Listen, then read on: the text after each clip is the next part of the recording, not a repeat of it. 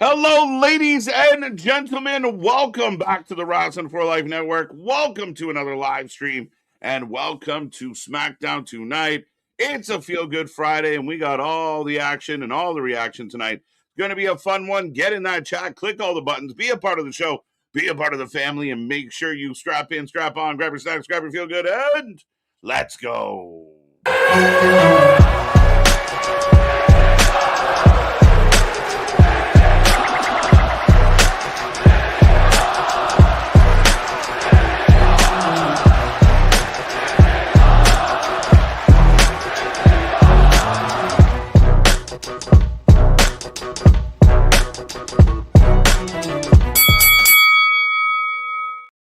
Ding, ding, ding. We are live and back at it again, folks. Like I said, we are the Wrestling for Life Network. This is another live stream as we bring you SmackDown tonight on the road to WrestleMania with so much more coming your way.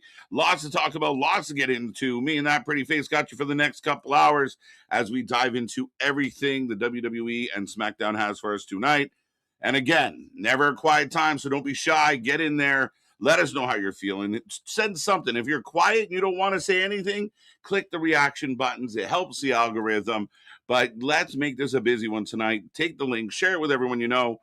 And if you don't know who you're hanging out with, which you should, but I am Mr. Every Night, KJ White, the Iron Man of YouTube. I think we're on YouTube, right? There we go. YouTube. That is Big Nick. Ladies and gentlemen, boys and girls, children of all ages, the Wrestling for Life Network proudly brings to you its tag stream champions of the world, the Every Night Delight, KJ White. I am Big Nick. And I know you didn't mean to do that, or maybe you did mean to do that. And I know we were talking about this before, but you said they botched the Jericho return. And we got to talk about this already because you were here live. We're out the gate.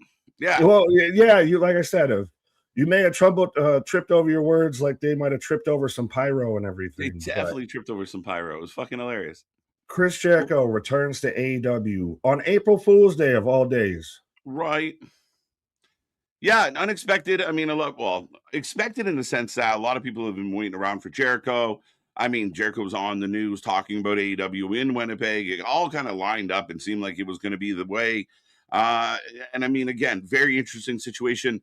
I talked about it. We've talked about it. What I find is funny is people made up a rumor about him not being with this company. And then when he didn't leave the company, they started rejoicing as if the made up rumor was fact in real life. We don't know any of that bullshit. We don't even know if the WWE legally talked to him at all or could. But at the end of the day, I mean, listen, it was okay for him to come back. I saw a lot of mad reviews on it. Some people said the crowd was quiet. I thought the crowd was pretty good. Like, he hyped them up enough. But at the end of the day, it was a little lackluster considering what Jericho means to the company. And the pyro, like the whole beginning with Tony, it went wrong. Kind of stomped on it. You don't think that was part of a way to tease it or anything, and we don't know what this could be? No, because the way it was done, and then Tony talked over and got like cut off mid sentence. So if they were trying to do the whole thing of like the fireworks going off that led to Jericho, they just didn't deliver it properly.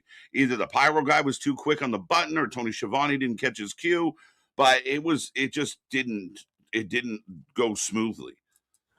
Well, and also that begs the question of, were they chanting more for the song or for Jericho? Because like you said, this is the same crowd that over almost 2 years ago was chanting at this man, please retire. Yeah. But now we're flag waving and rejoicing that he's back and he's the cornerstone and he's home. And I have a tinfoil hat theory a little bit with this of, I think Jericho's the leak for his whole WWE interest of him showing up here, him showing up there, anything like that. I think he would perfectly have access to Dave Meltzer, who was the main one stoking the flames on Jericho's out of here. And I think he used that to renegotiate a deal with Tony of, hey, I haven't taken a time off. Let me take these, X 6 months, 8 months, or whatever it was from almost a year, and see where I'm at and everything. And then let's rework a deal. I'm home here. I decided, despite the offer they gave me, Tony, I want to be with you. I would love to know. I would love proof. I'd love verification. I'd love somebody to come up and say, the WWE was in fact negotiating with Chris Jericho. I haven't found it yet, but at some point I'm going to find it. And but I was positive people were talking about Jericho being signed till 2030. So I don't think he was ever a free agent. I think they froze his contract because he was on tour with Fozzy, and while he was away, they were more than happy to stir the pot. But I don't think he was ever truly a free agent. And unless I someone don't know if correct I me, buy the contract frozen aspect, just because like Jericho was never taking a ton of time off because of injury. That's the only thing. Like, yeah, but if you're going to be gone for a year and you're going to do Fozzy and you're going to not be around, yeah, I could see that being a thing. But again, that's unsubstantiated as well. Like, there is no absolute proof of any of this. And I know the fans out there, the tribalists, want to weaponize everything as quick as possible. But the question with all that aside is, what do you do with Jericho now? How does he fit in? Is he received well? Yeah, maybe the pop was a little held up by the fact that it was in Winnipeg, but what's it going to be like in Ohio or Chicago? How are the AW faithful feeling about Jericho coming back? Where does he fit? What do you do? Does the shine wear off by even Dynasty? Do we make it to Dynasty with still a shine on Jericho? Because, like you said, he's not going to fit in the world picture. Do you slot him with Fletcher or anything around the TNT title? Oof. You can't. He's a babyface now, so Is he?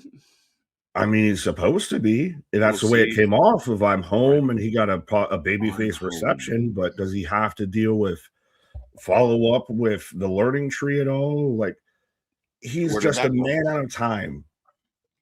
Yeah, and I don't know, his whole demeanor, his whole look looked not, I don't know. It just feels like something's off, something's amiss. And let's say the dirt sheets were right. Let's say he was a free agent. Let's say he had a conversation with Triple H, and we saw the meme going around where it was kind of funny of like, all right, Chris, you can come back, but we want Gunther to retire you. And he's like, never mind. I'm home. I'm going home. Leave me alone. So we don't know. And we really don't. People act out there, we know the dirt sheets out there who are trying to act like they know, and they have insight, and they know nothing. They're just fucking guessing like everybody else. But yeah, that becomes the ultimate question. Like you said, the fans were chanting, please retire, before he retired. Not because he had heat, because they didn't want to see him anymore. Now he went away. Some people said they missed him. Now that he's back, do you want to see Jericho MJF? Not really. Do you want to see Jericho Swerve? No. Jericho Hangman? Jericho Kenny? No. Jericho Osprey? Like, the whole Osprey thing, I know we've still got like 20 minutes before the show kicks off, and we got to say hi to the people and everything. Yes. So I haven't even talked about SmackDown. But the whole Osprey thing is just, did they just prove us completely right on this week's Dynamite of that Jon Moxley is still a heel, that the Death Riders are still a heel, they never changed, that they just cut a rah-rah speech and got cheered for a week or so, a weekend at most. And that's what this whole thing's been. There is no end game for the Death Riders. There is no long-term story. There's no long-term vision, Nick, as far as I can tell. I was very frustrated with this week of Dynamite. And it's like the frustration comes because I see the talent. I know how good some of these guys are and girls, and what we're getting offered. Even just the order, the program. We've talked all about this reverse book engineering on the booking, on the formatting. It's just you're killing your shows.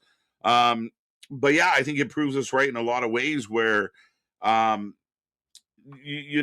nothing really matters week to week. Like it's like it's wrestling, it's booking for simplistic people. Like everyone has amnesia. The minute the show ends on a Wednesday, we forget what happened last Wednesday. Like I don't get it. I don't.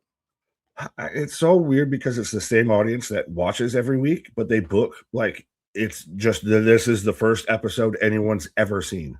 Right? Like on any given week. And we've seen time and time again. Like, did you know that, hey, the Herd Syndicate's back? You know when they popped up? Collision last night. What? And they're going to add a new member. And we had Hikaru Shida show up to challenge Willow. And she came out with new merch, by the way. I can't confirm fully if this is real or not, but they've gone full into she's a streamer gimmick to where she has a shirt now that just says, I paused my game to be here. I like it, man. I like it. more and more we talked about, well, you and I haven't really talked about Willie Mack, but we'll get there. But more and more people, you know, we talked about Guevara, Deanna, Taya, like people are starting the rumbles, the you know, the island of fucking lost toys is starting to get loud and starting to get upset that they're not getting booked. Yeah. Well, I mean, we got a Toy Story 5 coming out soon, I think, right? So that would explain, you know, we got Woody, we got Buzz, we got the gang out there of very much getting vocal of, hey, I just want to wrestle. Not even exactly like, oh, I need millions of dollars. No, I just want to wrestle. I want to do what is my profession, what is my talent. Yeah. Yeah, 100%. I want to work. Like, yes, thank you for the paycheck. Thank you for the money. But in cases like Willie Mack, when your contract runs out and you go to per appearance and you're making no appearances, I guess Willie better be out on the fucking indies. But it's just a weird dynamic. Like, it really is this whole thing of like the forgotten souls. It's not a way to run a business from the inside out, but we'll talk about that more, folks. We got tons to get to. We're going to talk about SmackDown tonight. Where are we heading? How are we feeling about Mania on the Friday with a couple to go? Plus, we're going to talk about the channel and all the shit we got going on over here, as it don't stop all day, every day. There's so much wrestling. But that being said, Mega, Unbroken, and Boston. What a motley crew that is. Let's go. Shout out to the top three from last night. Well, it gets interesting on a Thursday night and everything of two. See, there's not the usual names out there in the top three. There you go. But that's your top three. The more points the more you chat, the more points you get. Super chat, super stickers, get you a bonus. Get in the chat and get on the leaderboard, folks. But yeah, shout out Mega, Unbroken, and Boston. Nice to see some new names up there. Zach letting us know it's National Chocolate Mousse Day. That's Did you have chocolate mousse before we went live on stream? Is this what this is now again? It's funny because this even happened with Anthony last night. No mousse. Whatever national food day it was that Zach brought up, Anthony had for dinner right before that. It's genius. No mousse today, unfortunately. No mousse. No moss. Well, he was last night. There you go. But Kevin in the chat, Eric, welcome back, sir. Happy birthday to the legend, one of the best ever do it, Eddie Murphy. Easter weekend, will Cody spoil Randy's STL homecoming? Being that they're trying to make Randy a heel, I mean, this will be interesting. We don't want to boo Randy. Now we're in STL. What's he going to do? He's going to get cheered even more. I don't know. Yeah, man. We're not going to boo Randy. And we can get into the whole, we're allegedly going to get tonight. Who is on the other side of that phone line? Yeah. Could it be an Arn? Could it be? I know I've pitched the voices in his head because the phone looks like it's off every time he's talking. I've started to see this outlier theory start to poke up of if you smell. Where did this come from? Cody out there, Dwayne wants his soul to get in that boy's hole. What? So Cody had turned down The Rock. You know, he had that infamous moment where he told The Rock to go F himself. So it's just a case of like Randy was like, "You're right about this guy. I'll sell my soul. I don't have a soul. Like whatever. I'll be your guy." And, does he go that route? Could it be Triple H? Could it? But I mean, the Triple H thing don't make sense because he's at Gorilla. So why are you calling during work? People talked about Steph. He's just tapping the headset. Steph was just on Raw. Well, slapping Cody, right? Like it's a weird dynamic. Are we going to address that? What? Could it be Brandy? He was talking to Brandy the whole time? Oh, you were right about him. He just twirling his non-existent hair and everything. Man, anything's possible. But the whole Randy situation is very interesting. The fact that we're going to find out tonight, I mean, it would be really weird if it was like, do they bring back Ted Jr. just to take an RKO and then roll him out again? One night only. Well, a lot of people also think Cowboy Bob because he was in front of a picture of his dad when that whole thing went up. But I think that's, again, going by WWE logic. If the White Rabbit taught me anything, they're not going to make it obvious for you. Yeah. So that's why I'm starting to think of people outside. Could it even be if it is Dwayne? That then it turns at WrestleMania and Cody takes the deal. But then why was Randy talking to Dwayne? because If Cody takes the Dwayne was news, trying to coax him in of how can I get myself in here? It's Dwayne. You try to make sense of Dwayne's stories. He just does what he wants. He's the final boss. yeah, I don't know, and I don't know how the fan base would react to. I think if you want to really make a statement, you would have to go Cody, Dwayne somehow team up, and that's how you. But Dwayne's got to be. Dwayne can't be fucking, come see, come saw Dwayne, where he just shows up here, shows up there. Like he really kicked the John Cena retirement tour in the nuts. We were doing a thing, and then we couldn't do the thing anymore. That's horseshit. But is this a way, and I know very much why it be run to the hills from this, but is it one of those that this would be potential closure on that? If you could do this and make it work, you could bring it at least halfway full circle with Cody and Dwayne united, and it feels so good. Yeah, I don't know if it'll feel good. I don't know. And that all depends on how far you decide if Cody's going to dig into the crowd reaction. Is he going to get forced to turn kind of like The Rock did? Ironically, when we got Hollywood Rock, it wasn't by choice. They pushed him that way, and he decided to turn on the fans and tell them to go F themselves. So is that now what happens with Cody, where, how dare you boo me? I'm your guy. I bleed for this Cody. I tore a freaking pec, bro. I think we could get that very much post WrestleMania when Randy wins. Spoiler alert for the predictions. When Randy wins 15 at 42, then you get the Cody that's how dare you and goes into the golden boy, but he doesn't have to paint himself golden like his brother, but just leans into being the QB1 aspect of no, I'm the guy who wins. I am the winner. Yeah, he can kind of be like, Tom Brady-esque, like how everyone kind of perceives Tom Brady of that. He might show up at WrestleMania. Yeah, I know. Brady and Gronk and the whole works of them. What are we doing? Happening now. But quickly, King Calum, how are you? How are you? Welcome back. Looking forward to SmackDown. So are we. Looking forward to the mystery caller. Yeah, we're going to talk a lot about that tonight. Daryl's with Sean. How you doing, buddy? Hit the like, smash the like button, the share button, click all the buttons, including the little reaction buttons as well. But welcome back, sir. Looking forward to Jacob. Forward to the segment between Jacob and Drew. We're going to continue to push this story for sure. How does Aldis fit into it? Does Aldis snap and help Jacob beat Drew? Is there a stip? Why is there no? There's got to be a stip for this match, right? No, there is a stip in WrestleMania. It's unsanctioned. Unsanctioned, no stip, technically. Well, again, do they need a WWE official then? This is the one to where everyone thought it was going to be a Hell in a Cell, and they went unsanctioned. Yeah, well, we don't know that it was going to be Hell in a Cell, but unsanctioned. The ref is only there to count the 3, so we'll see. Very not a sanction and unsanctioned. Well, you need somebody to say the fight is over, right? I mean, he doesn't have to listen. But 2 men enter, 1 man leave. Highlander rules. That's it. Let's go. Jacob and Drew is going to take us there. I think it's going to be a big one. Wishing a good to great show, but I think it's going to be kind of ho-hum. I don't know. SmackDown's been good. SmackDown gets my vote for the best show so far in 2026 so far. I've said that a lot, and I think if they can keep what they've been doing, SmackDown's going to be a lot of fun again tonight. We are just literally a day away from 2 weeks away from WrestleMania. So ho-hum isn't going to fly anymore. There's a no-fly zone for a ho-hum out here. Yeah, it's more hi-ho, hi-ho. We're going off to work. It's one of those you got to go for broke out here. For anyone that's questioning the build or anything, for ticket sales, for anything of going into WrestleMania season, you kind of got to go for broke at this point. Yeah, and I mean, I think they've been doing fine. I think everything's kind of building. There's a lot of kind of side things that are going on for the mid-card.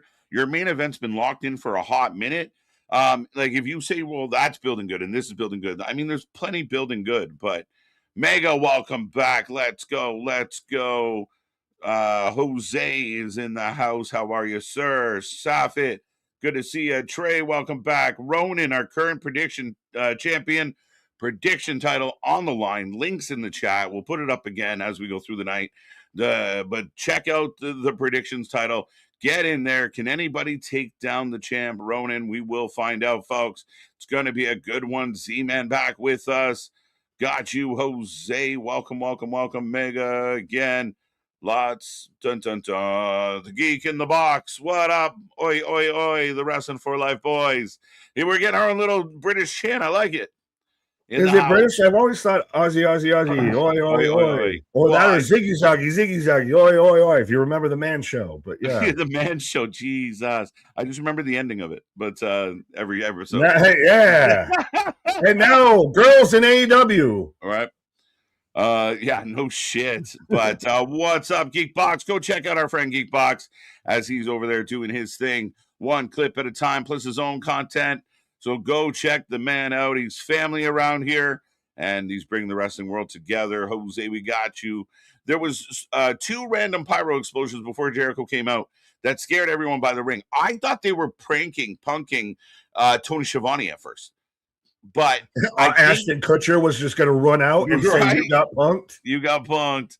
I think they had an idea to kind of like mid-sentence cut Jericho off. It just didn't. It didn't work. It didn't translate to the TV audience. You were thinking that was all just intended to cut Schiavone.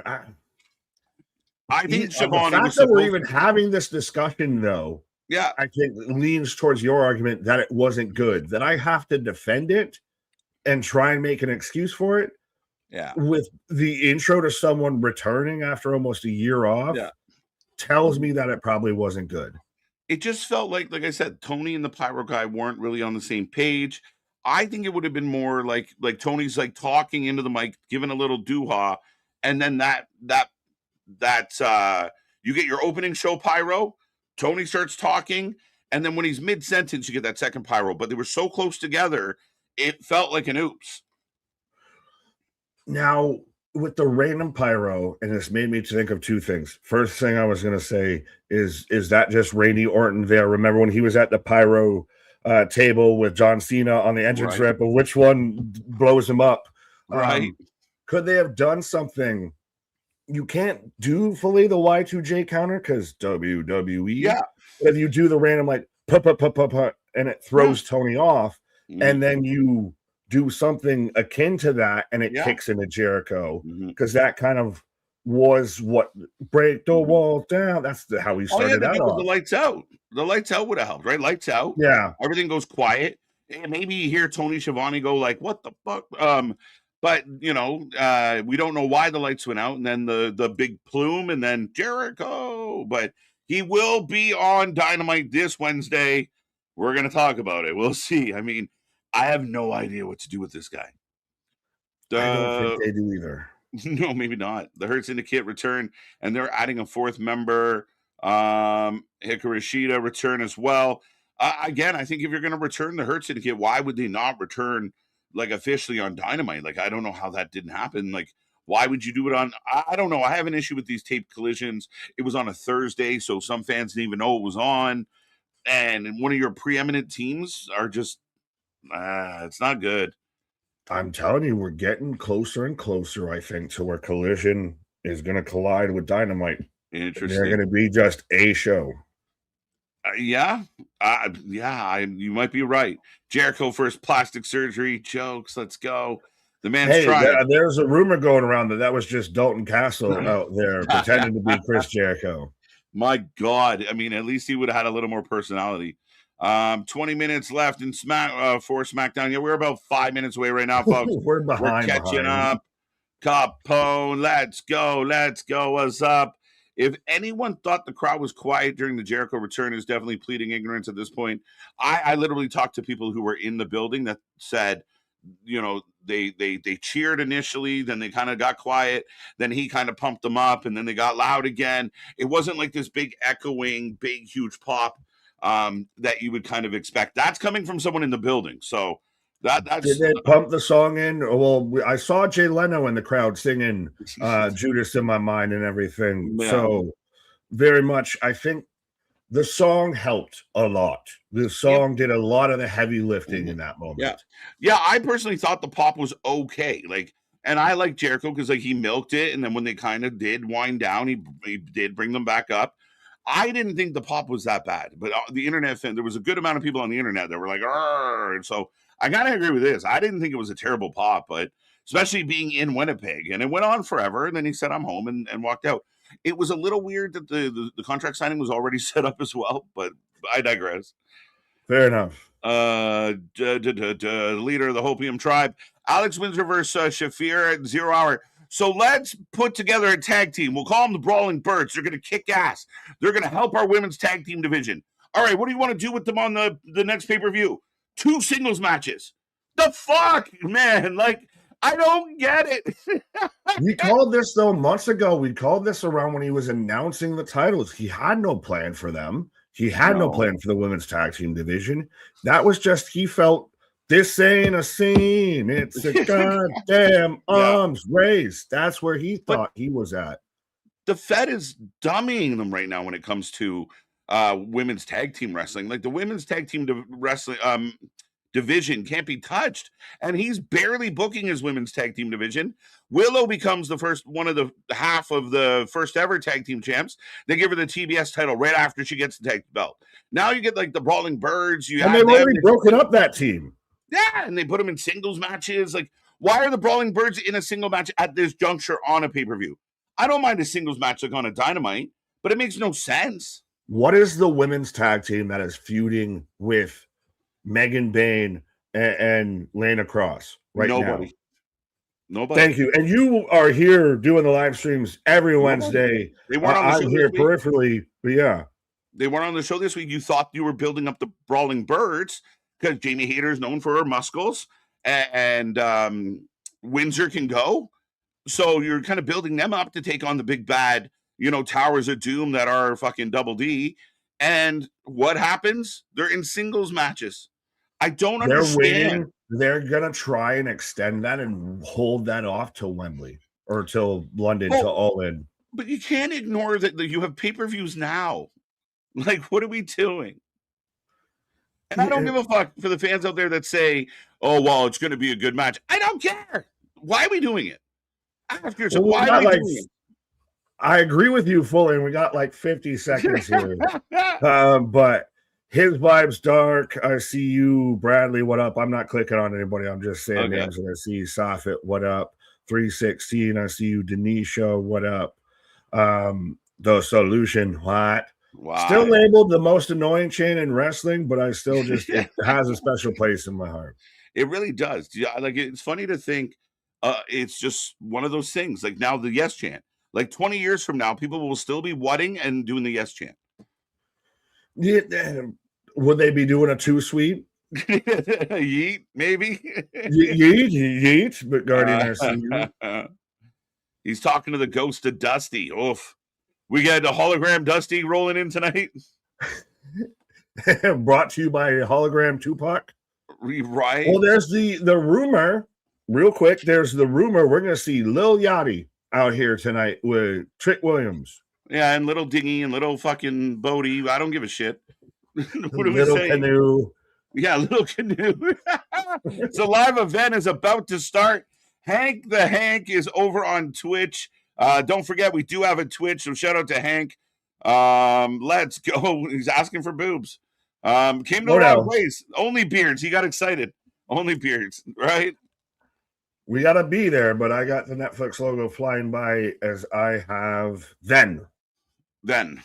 Ooh. There we go.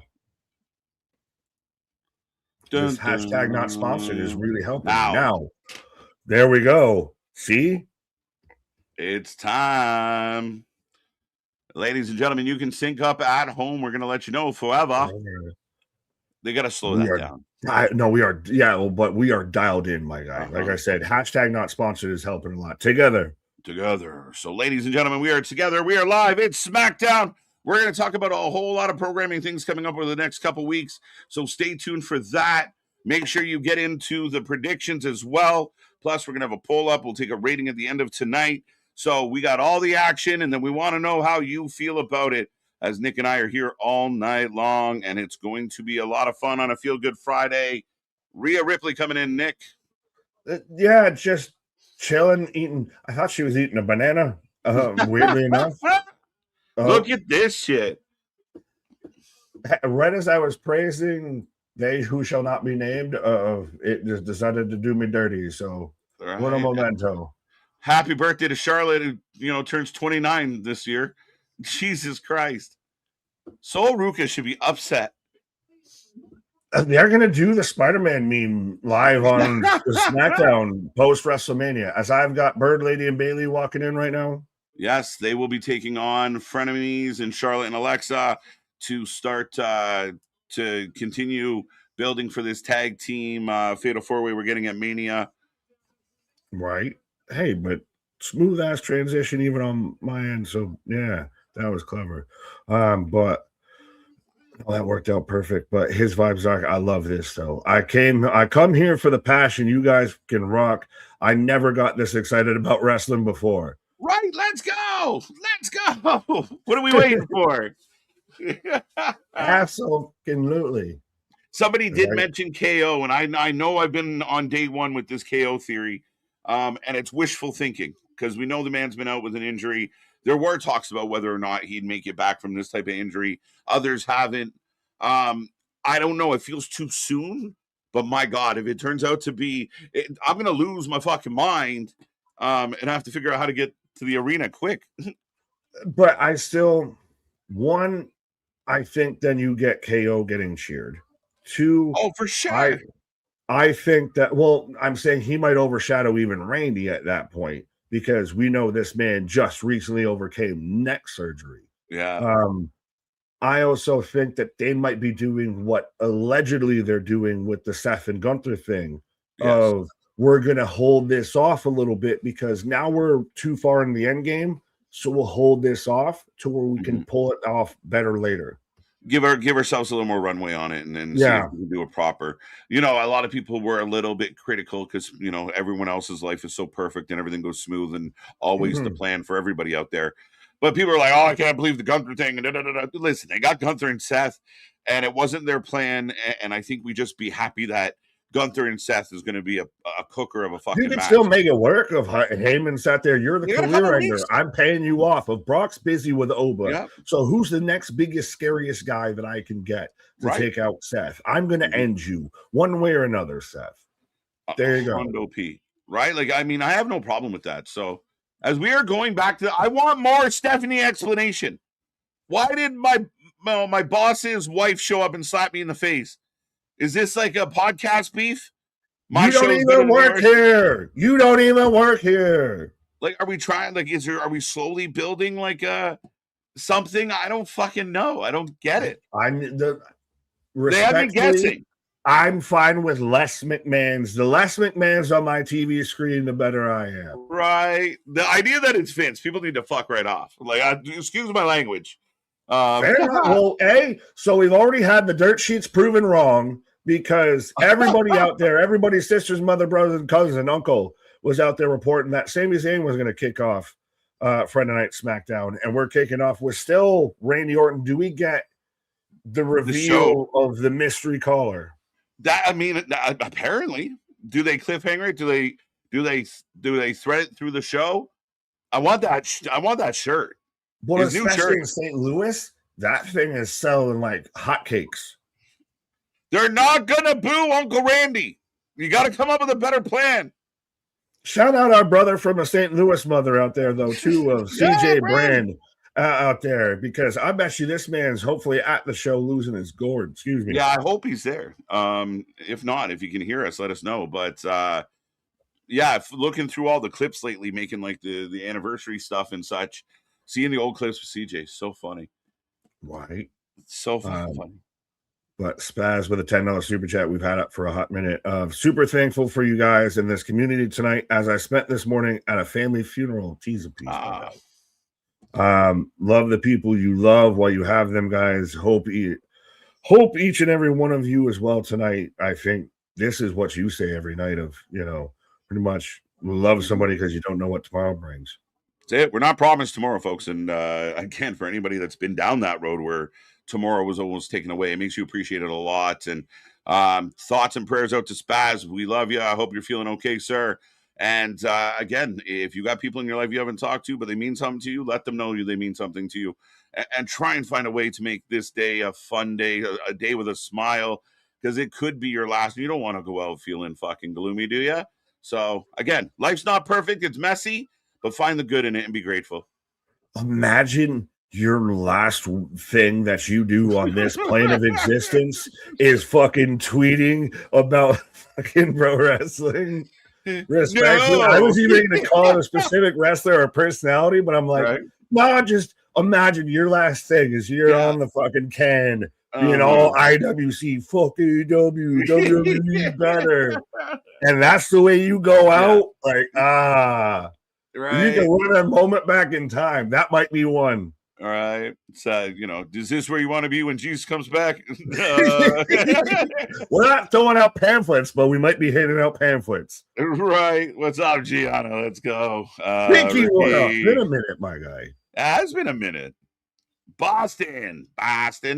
Probably why they should have just kept Randy face for the number 15 at Mania against Drew, who I kind of agree with you. I think they've created their own problem, Boston.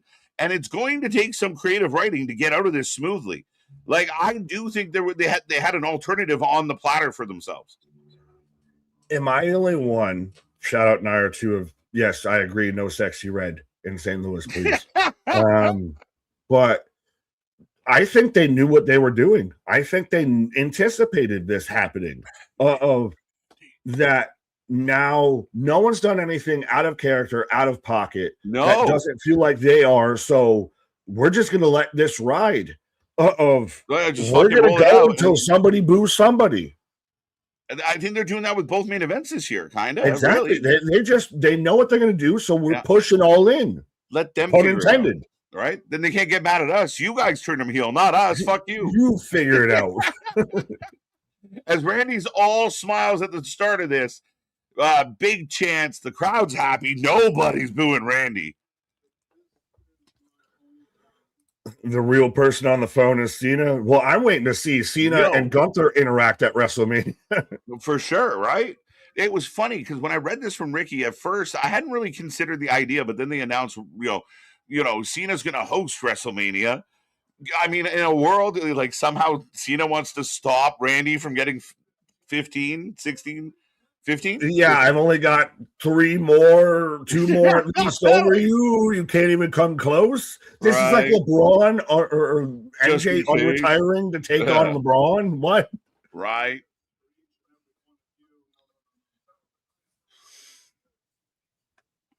I'm not doing this for each and every one of you. Yay! I'm doing this for me. We don't care. We don't care why you're doing it. I'm doing this for my family. This is a heel promo. If you do this is a heel promo, but they love him. That's it. Like he's literally like my real home. There's the whole fam jam. Wifey and his 5 kids. This man going for Phillip Rivers numbers. Gonna have a whole wrestling academy just in his last name. Right. He puts down St. Louis, starts talking about winning the championship. St. Louis starts cheering again. Like, Randy. All right, fuck it. But he has the layers of you're a legend and you're at your home. Like, no one's going to boo you here. You could spit in everyone's face and they would say, "Thank you, sir. May I have another?" Yeah.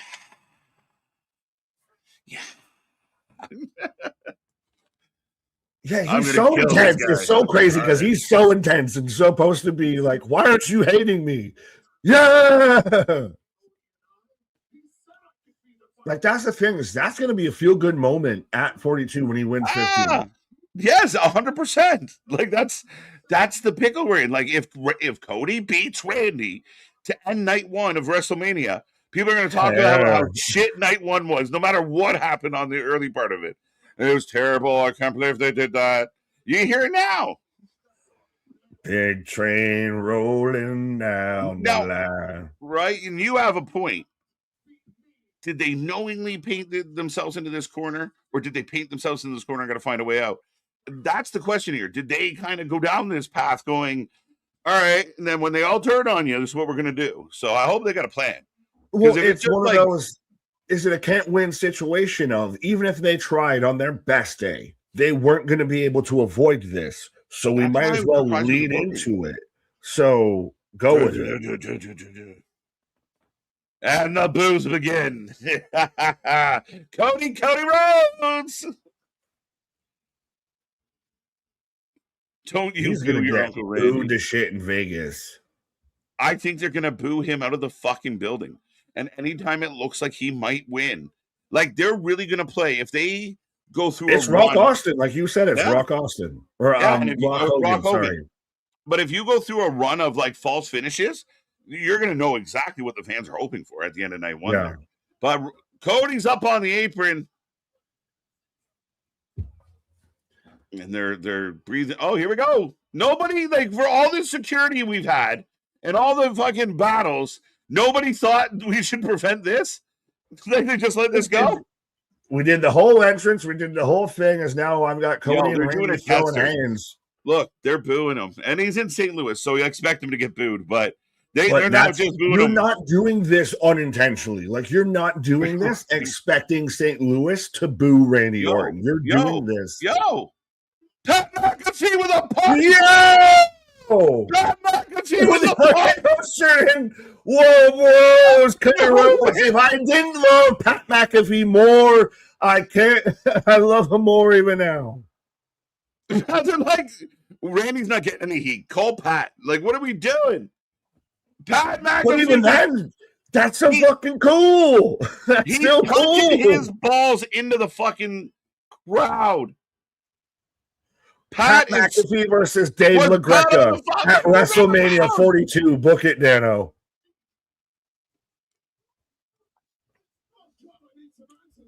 Yeah, we all need some answers. Pat McAfee, the guy who said that I think this product has passed me by and everything, and also now shows up in St. Louis, not in Indianapolis where he resides or anything, in St. Louis of all places. Chair shot. This is insane. Where did it? What? Out of nowhere. Is that who's the mystery caller been? Jesus H. Tap Dancing Christ. I love you, Pat, but this might have jumped the shark all in the same moment. Here's all this with crew now. Where were you before? Pat's got a mic. This isn't as helpful. They're trying so fucking hard to get. They're trying so hard. It's not gonna happen. Give it up. What are we doing? And Randy's just teeing off on Cody. So this feud, Randy Orton versus Cody Rhodes, has heavily featured so far Jelly Roll and Pat McAfee. And shit. There's some people that don't exactly like the WrestleMania bill might have a say here. He's addressing what you said, Nick, about the business passing by. Remember, he also said, I'm kind of sick of these fans. They're kind of up my ass.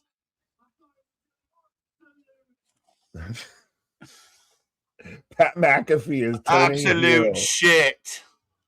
But he just looks so goofy with big sunglasses and a giant ass buckle belt as Randy's just tearing him down. Like, Randy does not need Pat McAfee here. I love Pat, but this is over celebrity saturation. Look, but he's cutting a good promo. Pat's a good talker, no shit. But it's a good heel promo right now. What? Austin going to come out of retirement to stun fucking Pat again? Oh my! That's what happens. But this is, you can't tell me that this isn't over celebrity saturation. This is has the story of legacy and the family connections and the history between these Pat two. Is a better choice. It's featured Pat McAfee and Jelly Roll. I mean, the story itself outside of, I understood. So this is what I didn't expect from the WWE. And when I said, did they paint themselves into a corner? They fully did. They tried to use Jelly. I told you, Nick, that Jelly was the only hope we had to boo Randy. And it didn't work. So they went, hey, Pat, come and kick Cody in the down. Ball. I mean, they're hoping, next week, what are we going to do? Like, fuck, like, where do we, how much, like, how How more can we try to save Cody the babyface? There's That's still the thing, is that that's an incredible point that you just brought up, because as much as this is hurting Randy, this is truly like making Cody almost that Roman-esque kind of like I feel character. like Like, you can't get Randy over as a heel on your own. Yeah. We have to do everything in our power to try and get this man booed. Mm-hmm.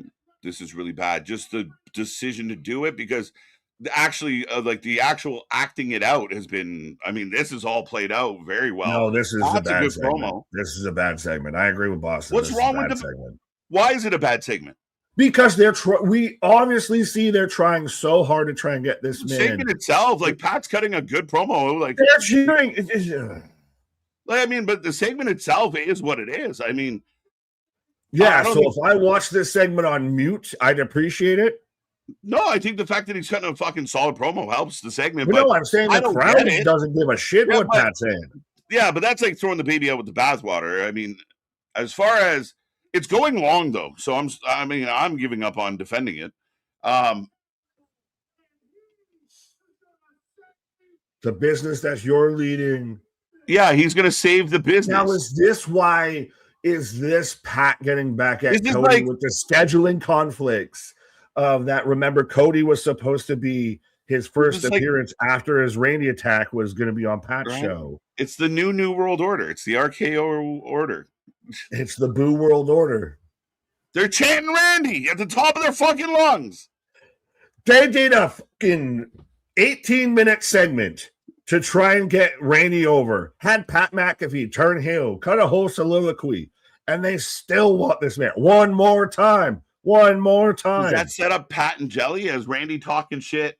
The two horsemen. It's going, rolling. Crazy times. Pat just rolled into the ring, like casually, and then just leaned off and kicked Cody in the balls. Said it like punted. The man on the phone, to all of our knowledge, is Pat McAfee. Not Cowboy Bob, not Arn, not Randy's own voices, not Dwayne. It is Pat Dwayne would be shit. I take Pat over Dwayne any day. I was just naming off suspects. Why are you snapping at me? Still says that The Rock, I don't understand why. Like, I mean, I'm shocked by it. But like, it could have been The Rock. Ted DiBiase Jr. would have been shit. Fucking The Rock would have been terrible. Everyone's still mad at him marooning last fucking Mania. We're gonna bring him back and maroon another one. Let's see what this is. I don't know what it is. Sir. Why are you saying fuck me for? I was just naming off suspects. No, there's too many of them. I don't fucking want any of them. I don't get this, and they're booing Cody still. I don't get it, guys. I'm not. That is why I'm saying this is a bad segment. Whatever they intended this to be is not the end result. It's. I mean, breaking news: Randy Orton is a Pat McAfee guy. What does that mean? So Pat McAfee has just become Vince Russo in 2026. So does this mean Pat's going to be booked more regularly? Like he can be in and out? Like, is this something? Is he going to run? You might have nailed it with Pat versus Jelly Roll, and my eyes rolled in the back of my head with that. No. Mega liked it. No, Russo booking. That just shit the bed. Well, I mean, it didn't. Again, if the goal is to get Cody to get cheers, it's unsuccessful to this point. And I made the case that they knew what they were doing. So I thought they would have leaned into, hey, Randy's going to get cheered no matter what. Cody's going to get booed no matter what. And instead, they leaned hard into, we're going to do anything to try and get Randy booed. And the funny part is, like, Pat kicks him in the nuts. He goes down. Randy laying waste to him. And then Pat cuts a solid promo on him. So from that standpoint, it didn't suck. But I don't know. Like, I'm so like, what the fuck? It is a mind warp, because I understand how fans instantly go, I don't get it. I don't like it. I'm like, I don't get it. I don't love it. I mean, I'm kind of curious. What the fuck does this mean? Like, is it You going to be like made me a Randy, Pat, nice steak KO? dinner, but I forgot to tell you I was vegan, so I can't eat any of it. That's kind of what this feels like. Of like, it would, in your statement there, of it was a good heel promo from McAfee. Yeah. Of if this was in any other time with any other person, would have Randy's a heel. Randy's, an But asshole. Randy is a heel. Like, at But least not in this moment. Randy is getting but as cheered. far as his Randy is behavior over goes, by he's Roman. 100% being a heel. Like, he has not stopped being a heel. It's not like he's behaving like a babyface. The fans just refuse to boo him. So we're stuck in a pickle here. And I think this is where I think Boston pointed out, if you didn't run Cody Randy, you could have all the fans behind Randy without any confusion because you had a heel champion that he could have taken the belt off of. Now you put him in this pickle, and I feel like everything they do every week is, please cheer for Cody. Please cheer for Cody. And it's not working. So that I get. I 100% get. So, I mean, by definition, you're not wrong to say that segment's wonky. It's wobbly. It doesn't make sense. For sure. I kind of enjoyed and it. the way you just explained that, and very much, I know I was even on that, cart ride before of just do Randy and Drew. At this point, Randy and Drew very much seems like the play that they should have done if this is how they were going to try and go with it or anything. If you knew that Randy was going to get cheered, but I was giving hope that they were so steadfast on Cody Randy, and they teased it for 2 years at this point. So you've got to have a plan. Yeah, you got to know how this is going to go. Yeah. But they think that Cody was just like everybody, like they love Cody. They won't turn on Cody. You're underestimating how much we love Randy at this point in his career. He's not the Viper of old. He's like the Viper you've had for a pet for 25 years, and you really like him. He's AJ Styles. AJ was never going to be a heel. Right? But this is nuts. Like, Pat just gets in the ring like nothing. Hi, guys. Like, he's been here all week. Slowly struts in, dusts himself off and everything. Just climbs in the ring like, hi, guys. Remember me? I'm Pat McAfee. So there's the new faction. Can I just say, a man that is older than me, respectfully, wearing, already pre-cut tight jeans, skinny jeans and everything like that, respectfully. He needs some knee pads. MDB, where you at? But Spaz with $5. Orton's new manager is a jacked Jim Cornette. The fact that you just used Jim Cornette and Pat McAfee in the same sentence. Right. Talking about 5-foot guys wanking themselves in 45-minute useless matches. Right. Okay, so mission accomplished. We were with Pat and Randy. So the new faction, Randy, Pat, and Kevin Owens. And they take over wrestling. Waka hey. Right. They're just, the new outsiders. Boo, boo, boo world order. So a goat conversation. I still feel so. I feel like there's something going to be more to this as they're in a Ram and all that. Well, just hey, hashtag not sponsored from Dodge Ram, but getting out there in the pickup trucks and everything. I still think that there might be something bigger than this. Maybe. And right now, like they're really focusing on the fact that Pat was talking about the GOAT and being the GOAT and blah, blah, blah. So I feel like maybe the GOAT is going to get involved, who just got announced as being the host. Yeah, I feel like they're tapping that button. Anyone else can tell me, maybe I'm making it up, but it feels like they're kind of hinting that the GOAT. Like, wait, we know who you're referring to. So how does this play out?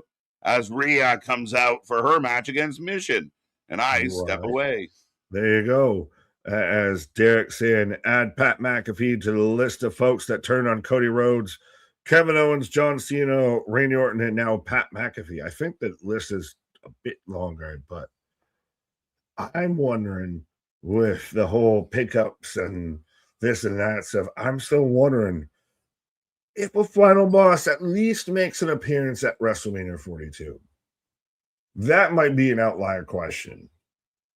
I know He's one of those, he who shall not be named. You don't want to bring him up because he screwed up everything with John Cena. Of, do you get some sort of culmination, some little button on the end moment between those two or anything? I just still think with Dwayne's social goings on and everything like that, of that, he might still never fully walk away from being involved in wrestling. So he might pop up, but I digress. As we're hyping up Jade versus Rhea, as we're about to get, I believe, Rhea versus Mission. And is Jade going to retain versus Rhea, or does Rhea pick up the win? And hey, at least we've got Jade with a heel faction around her, so she's got something to kind of fall back on. Like, to me, if Jade retains, we're setting up for Bianca and Naomi when they come back. Rhea Ripley's got the Roman Reigns in her a little bit of, when in doubt, they'll put the belt on her. So we'll see. So am I a Nightmare Queen? Is that where did that come from? Respectfully, Roland. But I'm going to just say yes, just for the sake of being polite. Pat McAfee, really? Yeah, Keyshawn. I'm, as a Pat McAfee fan and everything, that's where I kind of feel with that. Of that was a dull segment. That was just a bit outside with me. Bruce City, a heel Pat McAfee could work. Yes, it could, but in this situation, that's the thing, is you put him with Randy Orton, who nobody, and I do mean nobody, is gonna boo right now. That's the thing. Pat, again, like I was saying, if you turned the crowd audio down with that segment from that promo from Pat and everything that was going on, great heel promo, great heel segment, all of that. The crowd couldn't give a fuck less. Couldn't care anything that Pat said. We're going to cheer Randy. Don't care. All of that. So it makes everything that just happened in those 20 some odd minutes null and void. Of we still are where we at. Of Randy's going to get cheered. Cody's going to get booed. Nothing changed past that. The only thing that changed is Pat McAfee's here. As we are on our way with Rhea versus Mission in a Scorpion gear. So let me know, folks, who you got. And is this going to be week 3 in a row of Rhea gets beaten up and, DQ'd, cost the match a little bit and everything? Because if that's the way we go, I think that very much leans towards Rhea's winning at Mania. You can hear the KO is right chance against Cody soon. Fair. I'll give it up. Last year, John Cena said he was going to destroy wrestling, and now Pat McAfee said Randy is going to kill everything. Fair.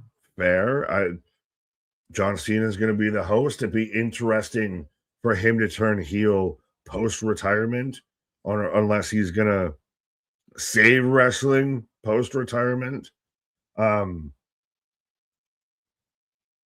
Jade coming out. With shout out, I know everybody still of that pro wrestling. Rhea's just holding up, tosses Mission in front of Jade. I was going to say, I get wrestling's here, there, everywhere. It's on Netflix. It's on this. It's on that. But Jade showing up on Joe Budden's podcast is another sign. As, hey, I didn't even realize we're getting matching gear now with this little baddies team. But is very much a sign that pro wrestling's crossing even more into the mainstream and becoming very much a regular thing, a la the Attitude Era. But I am in picture. No reaction for Mission. She's just a woman on a mission. She got no shout. See Money, what up? I don't know what you're saying to Jose. Big, but yeah, a little bit. Very much. Very Pikachu vibes. Nair, what up? How Gage ain't gonna leave us with the guy who doesn't press the buttons? Yeah, you get no yum-yums out here. We're gonna appreciate this women's wrestling for what it is.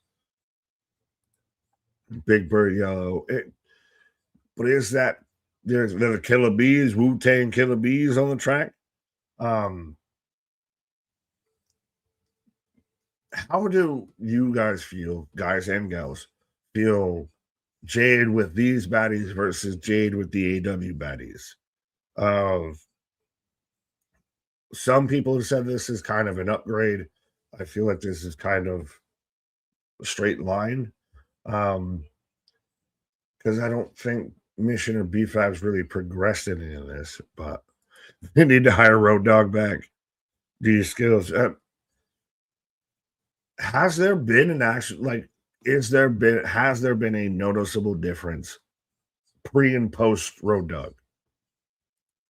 Black and yellow, I was waiting for somebody to do it. See, this is when you do this in Pittsburgh, not in St. Louis. St. Louis doesn't even have a football team or anything, so no one's mad about this. Jade want to rumble with the B. Wish it was Jada Parker and Kalani Jordan as their baddies. That's not a terrible shout, actually. Now, that would be, is that a second incarnation? Does Jade even take the belt out of Mania? Or, because if she doesn't, then I can see if Jade has the belt and you have Jada and Kalani that kind of start chipping away and want to challenge her for it and everything. If Jade doesn't have the belt, I don't know if that, fits, because they could just be singles. Sorry. Rhea out here built like a top-heavy pork chop. That's disrespectful and inaccurate, Boston, but also very descriptive. But yeah, no, why no? Solution to how to get the yums. MDB, you are blind, my guy. Her back goes to, for crying out loud. We're not going to go into that, but yums. That see, I hit it. I talked over it. You get no yums. Road Dogg gonna go to AW. No, he's still on a Legends deal. But instead of the New Age Outlaws, they're gonna bring back Vigam. Higginbottom, Levesque, we'll meet you at the Alamo.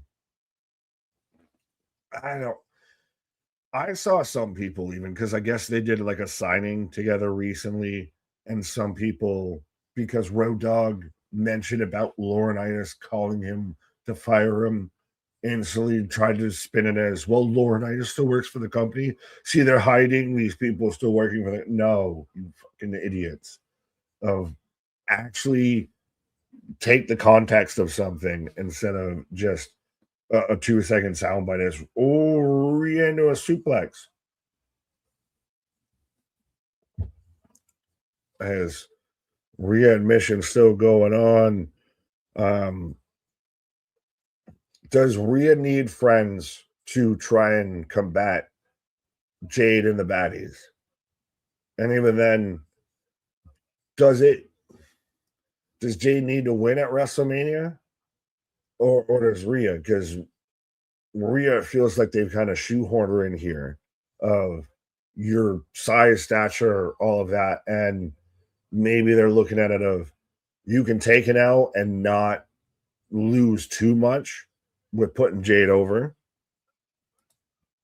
MDB, actually, they look worse. They look like Mercedes Moné, who had Boston. You don't know front of a step. I don't know what y'all beefing about, but you can have that. That ain't what I'm mad at. Rhea firing up. Rhea part-timer on SmackDown, sheer Raw star though. Fair, but they don't do it. We did a draft. I think we've done 2 drafts, honestly, before they've even done a draft. So I think that they could very much easily just move Rhea over to SmackDown. Oh, setting up the Razor's Edge. Oh, that looks so weird because Shining Wizard. 2 count. It looked so much like Rhea was constantly trying to get Mission to where she could like kick off the ropes to like either help propel herself or to like counter it. But it just got very awkward because they couldn't find it. But Riptide. Okay, she countered it. I was going to say, you can't go right into a huge move like that for a 2 count and then turn around and hit your finisher 1, 2, 3. Antoine, to be honest, Charlotte versus Jade was right there. Exactly. 100%. That's the one that they've been teasing. I would have been fine if they would have broken up Charlexa to do Charlotte versus Jade. I think that is WWE being scared of that they won't cheer Charlotte throughout that. That's to me why they didn't do that, is that they're worried that they're not that confident that Charlotte would still get cheered. Mission with a stupid, sexy 2 count. 2 count. Thank you, dude. Someone calls it like that. Fair enough. Wesley, what up? Bradley, I see you. Avastol, what up? Give me, I'm fine. Here, let me see if I can find this thing. Yum yums. There we go. The Voice Beyond did it for you. Jesus HKJ White did it for you. Trying to see if I missed anybody else. But again, be a friend, tell a friend. I see 83 people kicking with us. We've been flirting around 80 to 90. Let's see if we can reach that lovely triple digits. I know we're at 8.7K plus some odd subscribers and everything. Let's see if we can do a hard press and get to, Cloverleaf on Misha if she taps out. But let's see if we can do a hard press and get to 10K by Wrestlemania. And then me and KJ got to get tattoos of the logo and everything. But, and we go instantly to a mugging. As I think a man who's going to mean mug me is coming back. Her! Can't fight! Get her! You want to show up here, Voice Beyond, or there? I was having fun just doing it in the background. Man, I was like, the man's trying to mug me from outside my home. Right. But so this is 3 weeks in a row now that Jade and the Baddies, Baddie and Co., have taken out Rhea. Does Rhea need friends? Does she need an ally? I need a hero. There she goes. She got a friend. Let's go. It's getting EO Sky to the save. But now there's been the rumor that it's going to be EO versus Kyrie versus Asuka. And also, how good is EO after that Tope Con crash show? Right out. She was good. She's lit. She went down hard, but she seems good. Yeah. That takes them out. Let's go. It's almost like they should have left them as a fucking tag team. And you could have just had Charlotte versus Jade. Just saying. Why? Charlotte's fucking average. If you take Charlotte away from Alexa, nobody would give a fuck. That's exactly what I said. That's exactly what I said. Nobody would care. That everybody's afraid to take Charlotte away from Alexa because they won't cheer her. I think you're fine with that. I think in that situation, her versus Jade, you built up enough good equity, they would cheer Charlotte. Maybe. I don't know.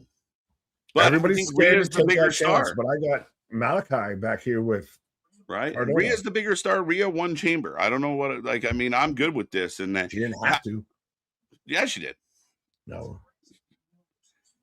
Is Black talking to Cardona? What does this mean? Karrion Kross.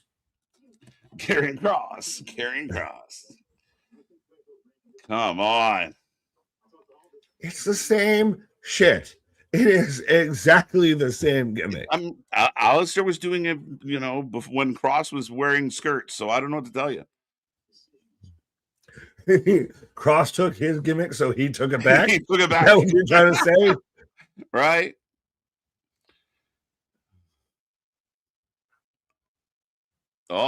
As they did just announce that Tama is going to take on Howdy. What? Rio. Tama Tonga is going to take on Howdy. They're going to make this a multi-man match for Mania. What a multi-man match. I think they're going to do. They're going to run back MFT and Wyatt 6 at Mania in some way, shape, or form. It might even be a cinematic match. Well, we're I think right now around allegedly 7 a night. There's very much the conversation. We'll probably end it at 8, maybe 9 if you count a pre-show a night. Yeah, maybe if they put a pre-show, like they're giving us a pre-show match for Stand and Deliver on Saturday, so that's a potential. So it'll be very interesting if You they get an do. Andre on a go-home show or Usually, anything, or do you follow up with like a multi-team ladder match, a TLC match on the after the SmackDown after Mania? maybe. I mean, they got to make they got the requirement of having the Mania, the Raw after Mania, and the SmackDown after Mania mean something. So, I mean, we're in for an interesting couple weeks, I think. I'm still very interested though with Tama Tonga and Shinsuke Nakamura's whole connection and everything, Yeah. and that very much seemed to the U.S. title. I still, and before I bow out for a quick minute, I still very much think that we're not just going to get Sammy versus Trick for the U.S. title at Mania. We're going to get some extra participants added. We very much could. So, I mean, I'm not, I wouldn't be shocked if they go that way for sure. Right. Well, I'm going to go this way, you go that way. There we go. Nick, taking a pause for the cause. We're on a commercial right now as I'm getting a Wrestlemania reminder, folks. I will take a second to remind everyone out there, we got lots going on this channel right now. April is a crazy month thanks to WrestleMania weekend and a whole bunch of extra shows going on. So if you can lend me your ears for a moment, I will let you know. A lot of this is already up and posted on the website or on the YouTube channel down below. You can follow all the links as well. Don't forget the prediction title. But we're looking through lots coming up as we head into it. Next Thursday, we're going to do the WrestleMania preview show. We got Stand and Deliver this week. We're on at 6 p.m. on Saturday. We will keep an eye on a couple other things going on in the wrestling world. Next weekend, Rebellion. We have Dynasty on the Sunday. We go through the Go Home show on Raw. NXT is still going to be doing their thing. Spring Break-In on the 15th. On the 16th, we're going to be here for TNA and House of Glory Vegas. That's going to be a big show. That's going to be a late night. The 17th, we are going live at 1:45 in the afternoon. We're going to do 3 shows. We're going to do the Lucha World, the GCW, the World Lucha, and of course, we're going to do GCW Bloodsport, SmackDown that night as well. And then, of course, on the 18th and 19th, we go live at 4 p.m. both days. We're going to have a lot of fun. We're going to play some games. We're going to keep you up to date. We're going to talk. We're going to hang out. Again, nobody does the Mania marathons like we do. Essentially 4 big days of wrestling coverage. So make sure you like, share, subscribe, be a friend, tell a friend. Let's have a massive push on our subs as we try and get to that 10K ASAP. Did I say J? No, G. Nick wants me to do J. I'm staying G. Same old G all day long. What's the main event for tomorrow NXT? I don't know what the main event's going to be. Tomorrow the main event would be the Fatal 4-Way between Joe Hendry, Ricky Saints, Ethan, and Tony D for the world title. I do believe that will be your main event. That's enough out of you. Do we have to watch Dynasty? Hey, it looks like it's going to be all right, though. But not a whole lot as far as build goes on the week-to-week shows. We will see what Dynasty looks like and how much they go all out for this one. Yeah, giving us all the church announcements, right? Make sure you add to the collection. The hat is going around, folks. Be generous. We do need a new roof. Sammy Hogan, boo. Come on now. Come on. You give Sammy some love. The Canadian rocking that American title. I like it. I like it. NXT Yum Yums all Tuesday, every Tuesday. The Yum Yum Central. Yum Yums. Just blowing it up, Anthony. You're not wrong. Again, Wednesday's got to take some notes. We don't have enough Yum Yums on Wednesdays, so we got to do some work. Stand on the liver. What? That's what we be doing. Holding on to the liver, hoping for the best. TKO Mania, run a wild. Let's go. Stand on the liver. I don't even know what to say to that. This show ain't good so far. I've been okay with this show. I know people didn't like the beginning, but I thought Pat McAfee killed it. I just don't know what it means. So I'm very baffled by the booking. And I think I know what they're trying to do. I almost feel like this is one of those scenarios of we kind of got to hold out and see what the fuck this means. Like, why is Pat here? You know, are they now going to do like a faction thing? Are they sticking it together? But as far as what like Pat showing up, kicking him in the nuts, like I know Nick used the word dull, but there was like the segment itself. Randy cuts a promo, the crowd's going nuts. Cody comes out, that kick, the crowd went bananas. Like it wasn't like the crowd didn't give a shit or they weren't saying that. Like they booed when Cody got kicked in the nuts by Pat, but then they went back into cheering for Randy. So if the attempt is to get Randy to be booed, fail, but especially in St. Louis, but the Pat thing is interesting. Keep alluding to like John Cena, the GOAT. I don't know, but I don't think the show's been bad. I don't mind the opening segment, even if people don't like the booking. And then we have the Rhea match was okay. I mean, it was nothing special. So, a meh start to the show then. Jose, you stop it. You're just trying to copy MDB. Come on now. You're better than that. What is the main event tomorrow? Answer that one. Let's go, folks. Keep it coming. Keep it coming. Because that is his job. I don't even know what happened. Stand and deliver Rebellion Dynasty pay-per-view day hangouts. All right. Let's go. Thank you for the bones. This week, Queen Aminata returns. I did see that. So she's going to return and take an L. So that's unfortunate for her. But welcome back. Welcome back. As I got Uncle Howdy.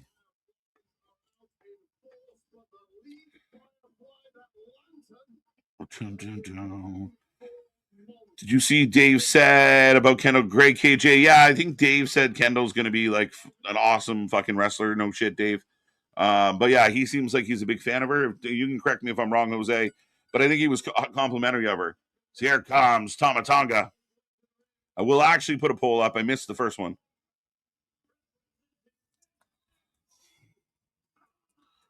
Yeah, I don't think much has. I wouldn't say it was a groundbreaking first hour, but I don't think it was bad. And I mean, again, I think wrestling fans ask to be surprised and ask for things that they don't see coming. And then when it does happen, when they're confused and like right out of the gate, they're like, oh my God, and why are they doing this stupid?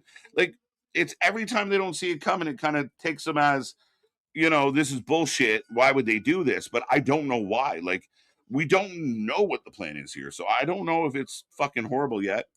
Rhea Helmsley is boring. All right.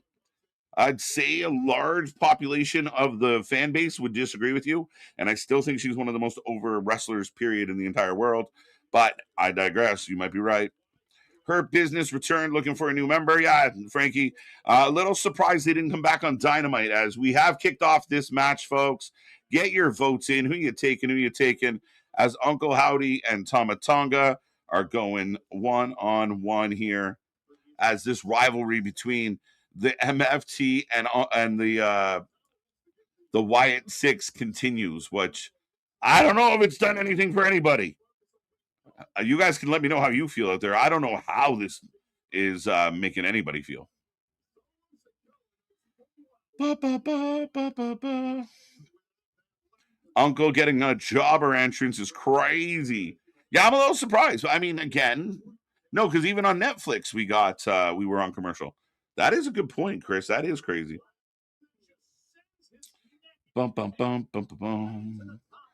Dave said Kendall will be the best woman wrestler in the U.S., which means he is trying to proactively jump. Yeah, exactly. I mean, now that she's already cooking, oh, look, I see it. No shit, Dave. I mean, it's no different than Spiteful and The Observer.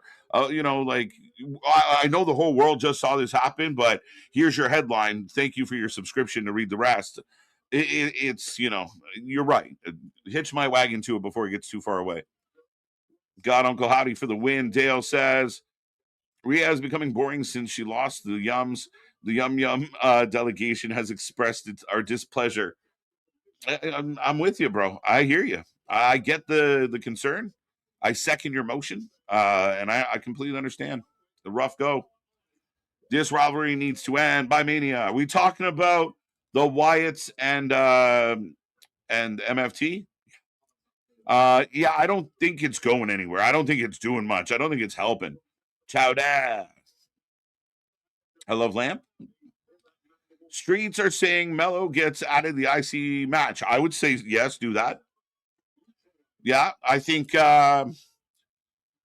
Sammy comes out tonight, Mello comes out, and then Trick gets involved. Triple threat, lickety split, done, simple. Here it is. Let's go, make it happen. Push the issue. I think that's what's going to happen. So I know a lot of people were raging and a lot of people were mad about Sammy having the belt, but the one thing you're going to get out of Sammy, whether you love or hate him, is amazing matches.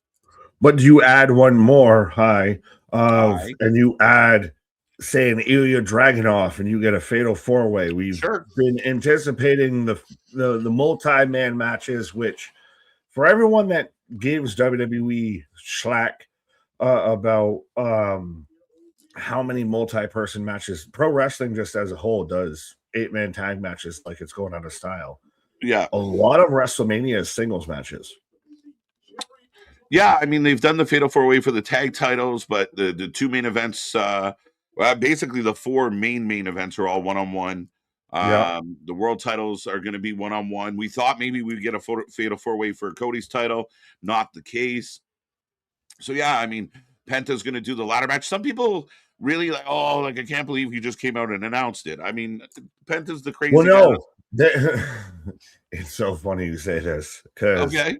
So our favorite spiteful reporter, Sean Ross Dripsap, sits there, and so he very much spoiled to a lot of people that Sammy was winning last week. Yes, and a lot of people gave him some flack for that, deservedly, of like, why would you do that? Mm-hmm. And seems like you only spoil WWE stories, you don't spoil AEW stories. Yes. So then WWE had put out about how their qualifying matches for this ladder match at WrestleMania all happened on main event. And this man, who vanity searches himself more than any human being I've ever seen, sat there and quote tweeted himself of, WWE leaking WWE spoilers. Are they on the payroll? Of like, this man is just crashing out so hard. It's desperate. People mentioning about, why do you only spoil WWE shit and you don't spoil AEW? He did a whole segment on his podcast. He did. He put it out about it. Yeah.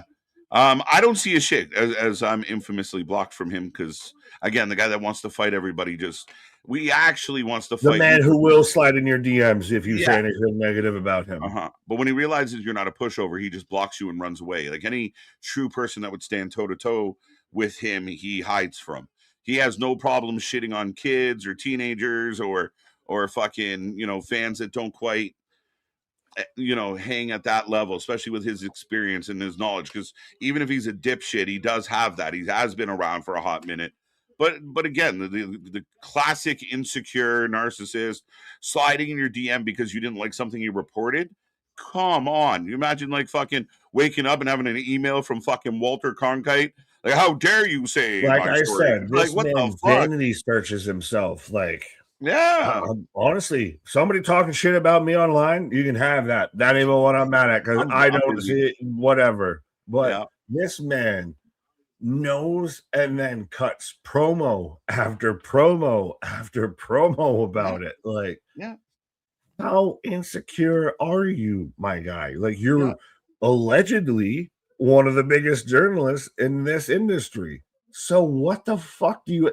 It's him, it's Dave, it's this group of so weird, consistently inconsistent people. Oh shit, Mandible. Sorry, Nick, but Solo's coming up with a lantern as Howdy does have the mandible claw on Tama, but he's gonna revive Tama with the lantern. The power of Wyatt compels you. The power of Wyatt compels you. Oh, got Howdy to break up the hold, though. Yeah, right. Is he gonna break it? Oh, Ref caught him. Are we about to get a lantern on a pole match? Maybe. I mean, nothing else is a lantern on a pole match. Nothing has made this fucking rivalry interesting. So no. See, they're setting up Tama to turn on Solo. Huge. They've been teasing it for 3 weeks now. Howdy gets the pin. 3 weeks Trust of me, I wanted Tama. to draft the Gorillas of Destiny in our fantasy draft and everything. That's good. 100% is you got no problem with that. As Oh, Howdy gets my the win. lantern. Oh my lantern. Oh my lantern. Oh, my darling. Oh, my darling. I hate wrestlers, streams that fake reactions, no names. No, I mean, listen, everyone out there doing their thing. We don't want to knock anybody's hustle. We're all about the wrestling utopia and being fucking as friendly as possible. But that's why we tell people to come here and hang out with us. We won't agree. We won't block you for disagreeing. The only reason you get blocked is being a complete asshole or ignorant as could be. Then you get booted. If you don't do that, you can say whatever else you want, and people have done it. But beyond that, we're not going to fake anything. If he's having a meltdown, he's having a meltdown. If I'm screaming and yelling, that's what I feel. If I lose my mind over fucking EO or he goes crazy over Nigel McGuinness, we mean that shit. Oh, trust me, we're gonna start having to doing post stream cool downs and everything and all that. But even then, I'm still too. Yo, Tom Howdy grabs the lantern. Howdy gets the lantern and Thomas stops solo. No, we've had enough. Look, good. Pulling rank. Thank God. Tama Tonga, the reasonable, sensible talking from that man out there, just ending this. Fucking thank you. But no, and again, it's even of everybody that pops in the chat or anything like that. We try and say hi and show love to everybody out there. We do what we do because other people can't do what we do. And we do it at a different level than them. But it's all love, but we ain't out here asking to help pay for us to go to WrestleMania or anything. Well, we got Truth and we got Miz and Kit having a convo in the back. Well, they've two men that have been cursed by Danhausen. Yeah. Wrestling for Life penalty box. It does exist. Yes, it does. It does. Right. You will get 2 minutes for high commenting. You will. I've spoken like someone who's been in the box before. Yeah.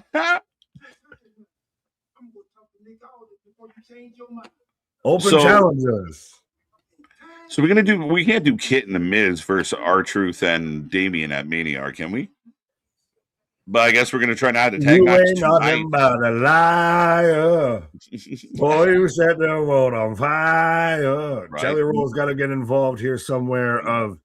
We haven't even fully talked about it. Of I Show Speed, are we just setting up LA Knight and the Usos versus I Show Speed and the Vision?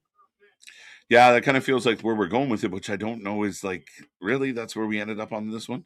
LA Knight in a 6-man tag. Sami Zayn up next. Let's go. The Canadian hero, Sami Zayn. Look at that smile. Look at that beard. Come on now. How do you hate that face? I think a lot of people think that's a very punchable face. Very punchable, apparently. Derek saying wrestling journalism is an oxymoron. Most of the dirt sheet writers have no journalism backgrounds and are just fanboys masquerading as journalists. See, we do you one better. We don't even masquerade at that. We just tell you we're fanboys. we definitely don't pretend to be none of that. We're not pretending to be anything. And no, I mean, again, to each their own. And there's a lot of good content creators out there. We got nothing but love for everyone. And again, I mean, I think some of them spend too long on their channels just complaining. For anyone out there that says the following, I don't like to do this, but I'm going to do it for the 3rd time this week. You guys don't tune in to hear all that. So we keep it light. We keep our bullshit down and we keep the fun up. And that's the plan here. Well, welcome the interaction. Welcome the discussion. Go. Why? Yeah. To me, it's weak sauce, applesauce. If you can't welcome somebody having a differing opinion of you. And I get that, we do the 2-man and the 3-mans versus a lot of people that do the 1-man's pause.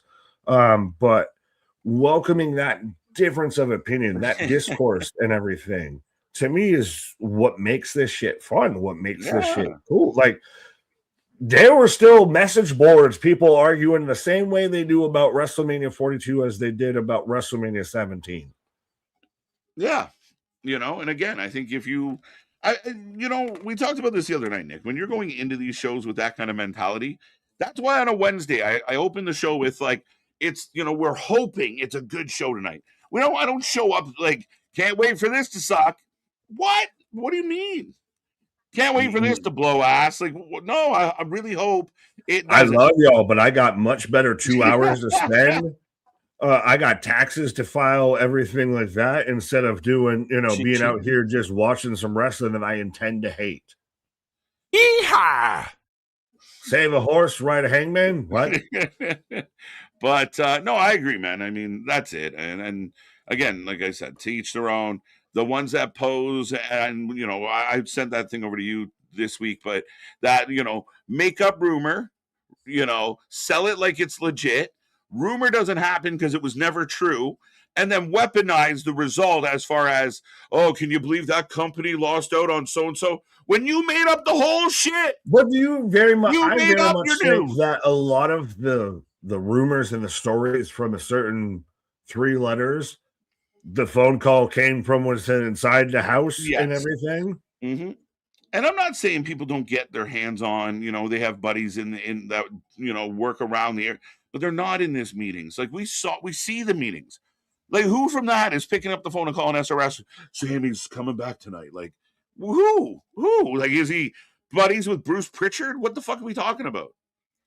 Even then, it's an educated guess at best. I mean, for fuck's sake, how many things have we sat there and said that end up being completely true? Do we sit there and have to go on a fucking 2-week long Twitter tirade of, see, I told you? No, it's if you actually watch the product, it will tell you what the fuck is going to happen. Yeah. Just a wee bit. Well, it's like Oba comes out and beats up Brock, and then those guys report, backstage word, WWE might be doing Oba and Brock. What gave you that idea? Brock being 8 feet of fucking hair? Like, who would have thought? Maybe. Just maybe. So, fuck it. Would you, listen, Sami Zayn is a fucking saint. And if you don't like him, that's not my problem. Listen, we're 2 days removed from Zombie Jesus Day. We can't be out here, enough. saying, bad things about saints. May the Sammy be with you and also with you. If you part Sammy's beard, you find a fucking tap for maple syrup. They looked at Sammy's DNA. It was all flannel. Facts. As we got Jacob with a little vignette pre-tape here. My life been a roller coaster. Man, I still think they should have done Cody, Jacob in a cage, and then Drew fucking Randy for the title. I don't know why that couldn't have been to me, that felt the right thing to do. You wouldn't have people getting forced to try and get booed. I can tell you that. Right? Like Drew would have got heat with Randy. Randy could just be Randy. Sammy's almost so easy. It writes itself. you hoe. Use a hoe. What are we doing? I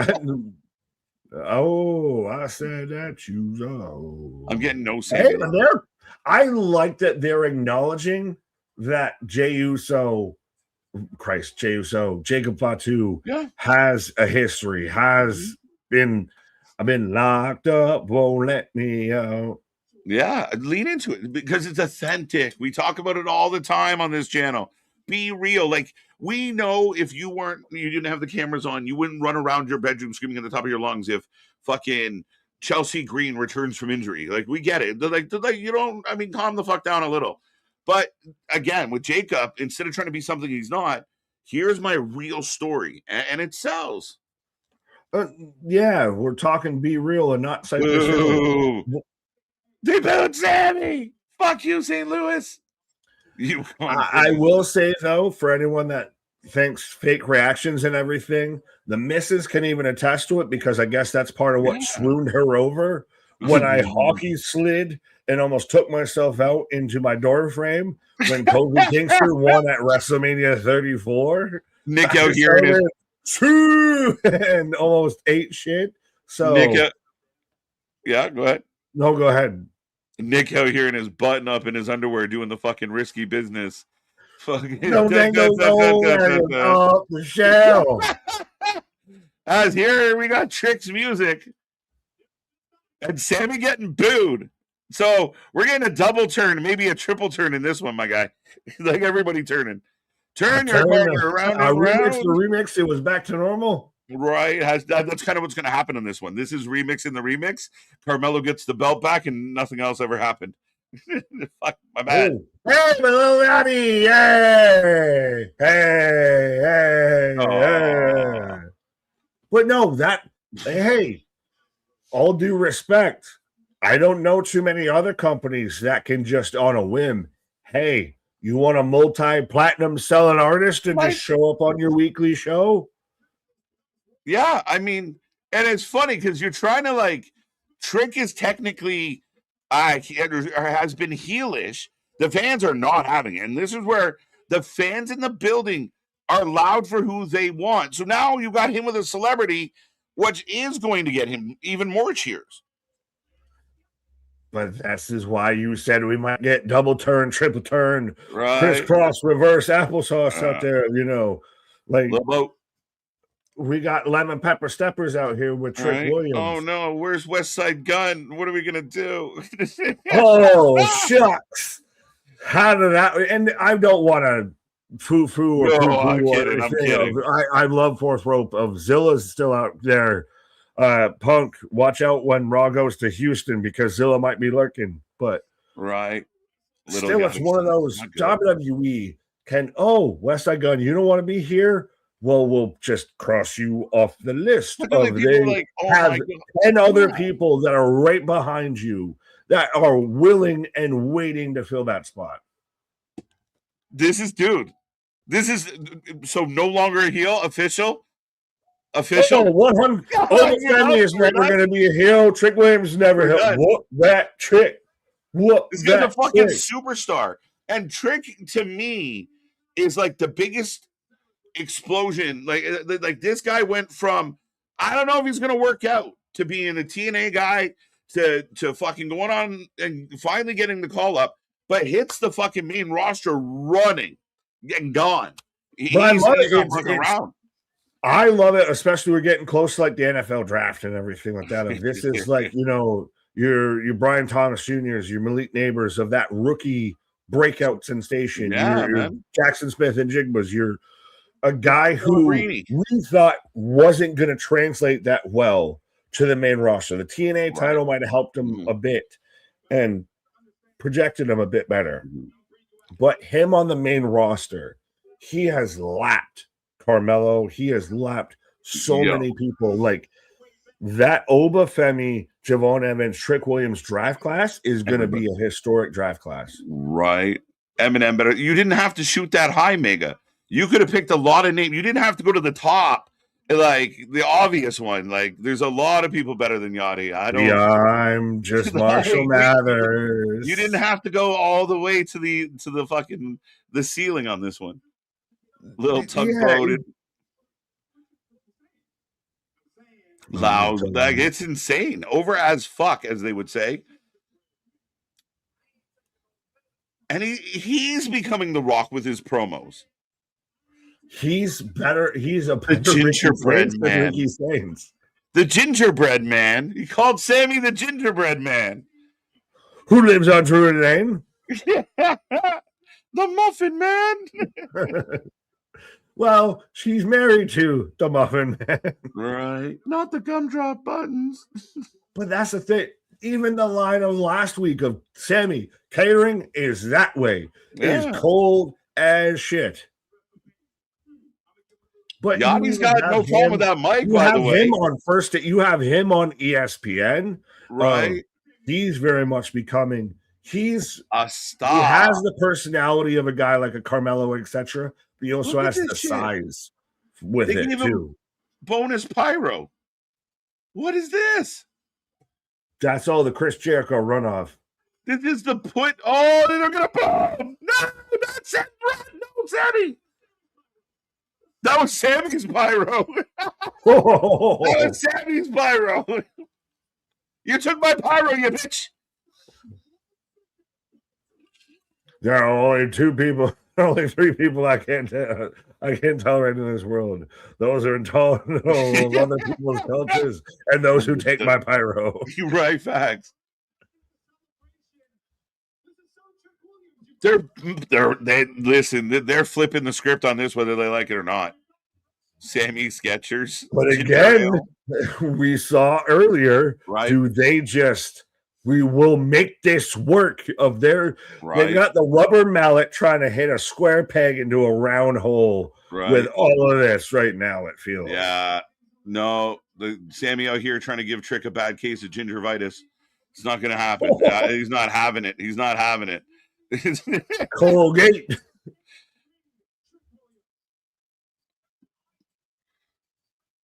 They're booing Sammy.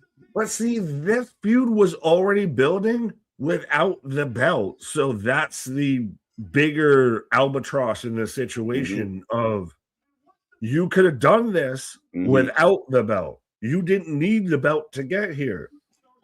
I think there's a potential that the ticket sales tie into a lot of the decisions that were made late. John Cena being added. And it felt like Sammy's a bigger name than Carmelo. Sammy's a bigger name than Trick. Put the belt on him. No, but they did it like, move Rhea to the main event. It was like a lot of puzzle pieces move late. Drew McIntyre. Like they felt like Randy Cody. Don't stand 10 toes down. Don't push it does feel like a lot of like panic booking at the end of this run here. I've liked the build. I don't think it sucks, but I do think that there's some decisions that feel very ticket driven, and Yachty's back to dancing. What? Well, and then Frank out here with the comment of the night of ICP better than the Yachty. Hello, will the juggalo be down? Maybe. Yeah. What is a juggalo? I'ma be down with the clown. But I mean, they've wrestled in WCW, TNA, WWE. They've been in every major wrestling promotion. Just saying. Right. But it still feels fun. Like you even said, I'm sorry, West Side Gun, that you no longer want to continue your subscription. Unfortunately, you are now number 15 in line to renew your subscription. Right. Because there comes. You got the next one that's just lining up to be there. Oh, yeah. Mello don't miss. As him in the building. Now, I haven't said that in a while. Let's go. Yeah. Himiny Timbers, all of that. Sammy Steele sings for his treehouse. But you have the connection. You have the history between Carmelo and Trick. Now you've got everything with Samuel of that. I still think you throw in Ilya and you call it a fatal four-way and you call it good. Right. Why do we need this guy out here with Trick? A, because it's WrestleMania, and WrestleMania is infamous with this kind of thing. One. So that I'm not mad about. Two, Yachty's actually doing a good job as a hype man. I'm actually impressed with how you're a big fan of hype man tonight. Yeah, let's go. Hype fight tonight. He's very smooth on the mic. I give him credit. He just said yo 4 times. That's all he said. Yeah, but he did it well. He did it good. But I mean, is it overkill? Maybe, but this is like Trick's coming out party tonight. So that's why it kind of feels a little, gratuitous. Boston it's like them fully stepping into because Trick's coming out party is WrestleMania. Trick's coming out party is WrestleMania, not here. I said Trick's his coming out party is WrestleMania, not here. Yeah, but so Nick, this is the moment where they step tonight into 100%. We want you to cheer for this guy. We've given in. Here's a guy with a celebrity. They're going to sing a song. They're going to hype the crowd. Like, this is his moment where he came into the main roster with a chip on his shoulder. Tonight, they were like, fuck it. We're going to step into this big. Yachty being there is just a WrestleMania thing. So we started the show with a celebrity moment involved, and now we're following it up with a celebrity moment involved. So are we counting Pat as a celebrity moment? Like, are we discounting the fact that, like, he was a member of the roster, he was in NXT, he was on commentary, like, so he's just a celebrity entrance? That segment leaned more towards him being a celebrity than him being a commentator or part of the roster. He kicked the champion in the balls and then cut a mean promo on him, and he killed it. Like, that promo was solid from start to finish. It was one of the better parts. Just loving every bit of celebrity out here tonight. But I don't see Pat as a celebrity. I see him as part of the company. He's not like just some fucking actor that He showed up. acknowledged that he stepped away in his own promo that you're praising. Well, you can't step away from something that you're not in. So if he stepped away, he was in it, was he not? He was part of this company once upon a time. The boot scoot boogie defense out here. If they bring Coach back, it's not like, oh, if they bring Coach back, I'm an AEW fan for life. He was here for life. But yeah, no, I mean, at the end of the day, I can question a lot, but Pat came in and killed it tonight as far as shitting all over Cody. But I thought it was good, and I'm surprised the Pat McAfee guy is very I'm really surprised. Yeah, well, I think that's a testament and atonement to what it was. But Derek saying Little Yachty chanted on his Flavor Flav. Let's go. Flavor Flav. Fight the power. He has a point. He does have a point. As much as I want to tell you to shut your mouth and just stay out of it, as I just told you to shut your mouth and stay out of it. He's got a point.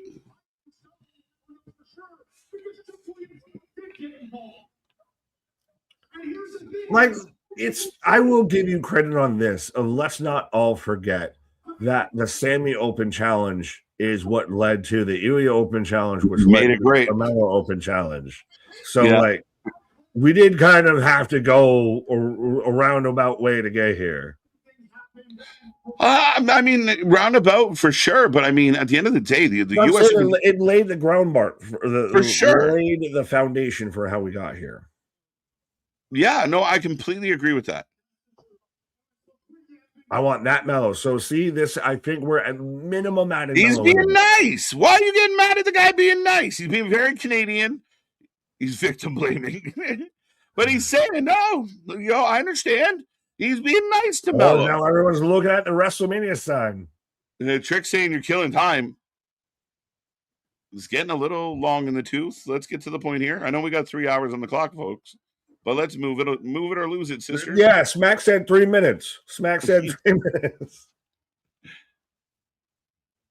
Get to the point. Let's go. You want your rematch. Wait, what is happening? Boo. Fucking hell, piss to get off the pot. No. Say something. They're trying to build for a moment that is already passed. Milk something. Yeah, it doesn't need milked. That cow filled the bucket. Let's move on. Like, come on. Angle. No, it doesn't need milk. I got nipples, Greg. Can you milk me? What are we doing? What are we doing?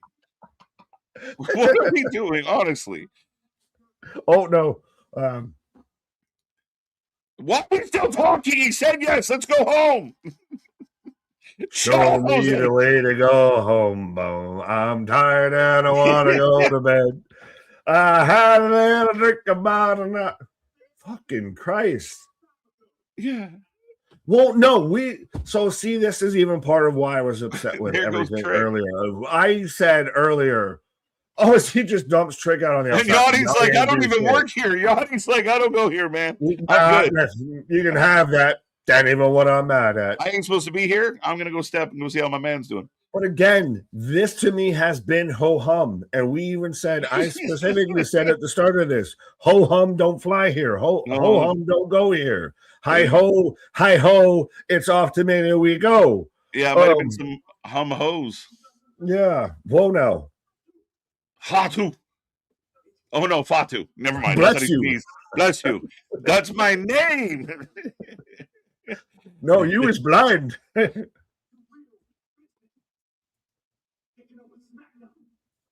I like the idea MFT kicking Solo out. Oh, for sure. Ain't nobody realer than gorillas. Welcome to SmackDown, April 4th. It's lame. It's the hashtag it's lame has been the theme of the night. Nobody happy. Well, he's going to be the new member of the MFTs right now is Lema Tonga. They haven't spoiled it yet of Lema Tonga's about to debut. Lema Tonga, yeah. I think that's actually what they're going to change JC Mateo's name to is Lema Tonga. Lema Tonga, just so he fits in. This Yeah. segment is so lame. They cut to him, and he looks so sharp, and the little skull paint and everything. He just looks like the little kid of like, so mom and dad are fighting? Okay. Here comes Vega with black. Hey. Oh. Oh. Oh. Welcome to Wrestling for Life Voting with KJ and Big Nick. All right. So an impromptu match about to be popping up. We'll see if this helps make the show any better. As some people are not having a good time this eve. Cardona. Crowd's gonna be quiet as fuck for this match. They are. I hate it, but they're gonna be. I'm worried. We'll see. Maybe I'm wrong. I wonder if they'll build into it to where they'll win them back, because there hasn't been much so far that I think has gotten the crowd like into anything. They were going crazy for the Cody stuff, like for Randy. Like they were into it. Like there was a lot of energy. Oh, that big dastardly heel, Randy Orton. They were cheering mighty heavily for him. Is what you're saying? Right? Even when he insulted Cena, like, I don't live here anymore. They were like, and then he's like, but I'm gonna beat Cody. They're like, yeah, fuck it. We don't care where you live. This show's been boring. Having a great time. I'm having a ball. Maybe it's the additives that are helping my party situation, but I'm having a good time. I thought the Howdy match was meh, and still here we go. And then now it's bleeding into. I think they're gonna push the 6 out and just have a feud with the MFTs. These motherfuckers are gonna go to war. I think they just kick Solo out of. I still think you could do, but you could do something so much with the MFTs of their better. Like I've even said with Darkseid, they're better parts than a whole package out there. Jeff Cobb works as mid-card guy. You do him as a little tank that can do a standing moonsault and everything. Okay. You do GOD as a tag team, and if you want to do the fucking Freebird rules, you can throw in a Talatonga out there because he's 7 foot tall, and you can't teach that unless you're a Nigerian giant named Omos. It's kind of true. Right. So the MFT thing died a death once Jacob walked away, and the Wyatt thing has been bad since Gable was since your debut, bro. They never figured it out. They did their best work in the opening fucking act. Failure to launch. It was a great fucking opening segment to their or opening scene of the movie, and the movie tanked since then. You really great trailer. The movie was shit. All the good parts were in the trailer. This is bullshit. Exactly, but well, Spaz putting all the good parts in a $5 super chat. So here's the real question, right? We all got fingertips, and no one says toe tips, right? You're already losing me. But tell me why. Tell me why we tip toe and don't tip finger. You never heard of a tip drill? Just a tip for a moment, just to see if it feels good. Is that what we're doing here? You beat me to the punch with that? Yeah. You set it up pretty nice, so I had to kind of tap it. Tap the tip. Just tap it in, a little tap, tap, tap. Ladies and gentlemen, we are on a commercial break. Remember, we shirt people. We got a whole bunch of new merch out there, and we'd love it if you guys would show us love. Everything's priced to sell because we're just happy that our logo is out in the world. It's a really weird thing. But our Only Beards is out, our Pause for the Cause, our What Are We Doing, our basketball jerseys, mugs, travel mugs, all types of random shit, mouse pads, bags. Go check it all out, folks. And the more Only Beards merch we sell, the closer we get to buying that domain name, and we'll exclusive bearded content out there on Only Beards. Just announced. Oh, look. Just announced Only Beard. We've got tonight. What the they just flip this up? They didn't need to do the segment in the match to get to where they're going. Rematch. Hey, an open fucking challenge, which has been going on this whole fucking time. Yeah. Now, would you, as here comes Cardona, now you run back. Now, it's funny if Carmelo wins and they push Sammy back out of the card. Like, sorry, never mind. You can have that. That ain't what I'm mad at. But that means they got to push Carmelo heel. No. I mean, you can, yeah. I mean, Trick's not going anywhere near heel anymore. Do you sell the history and just make it what we thought they were going to do with Randy or McAfee and everything? Of like, well, we got a history and I respect you. No, I respect you, bro, but I got to beat you, bro. I respect you, but I got to beat you, bro. Fair enough. We got history. Whole, come see, come saw. As we get a replay of Cardona getting pancaked last week by Randy, and now he's setting up with Aleister Black tonight. Get your votes in, folks. I got my shirt in the mail. Woo! Let's go. Proof we shirt people out there. We legit shirt people. And I believe that was our first order on our Nike line. Oh, there you go. He's literally wearing heels, KJ. It was actually seeing they brought out McAfee on X that brought me in. That's interesting. Really? Product has been so terrible I can't fathom watching without fast forward button. There you go. Hockey's still not happy. Well, that was the comment before. Pat McAfee, what I saw on Twitter is what brought me in here. Yeah, so I don't know if that's qualifying statements, be damned here. Because right. So Pat McAfee showing up, his kick to the dick of Hunted. Cody Rhodes is what sold you on SmackDown.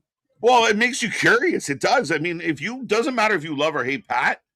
If you have, if you're out there on the internet and you're not watching SmackDown, and next thing you see a clip of Pat out of nowhere.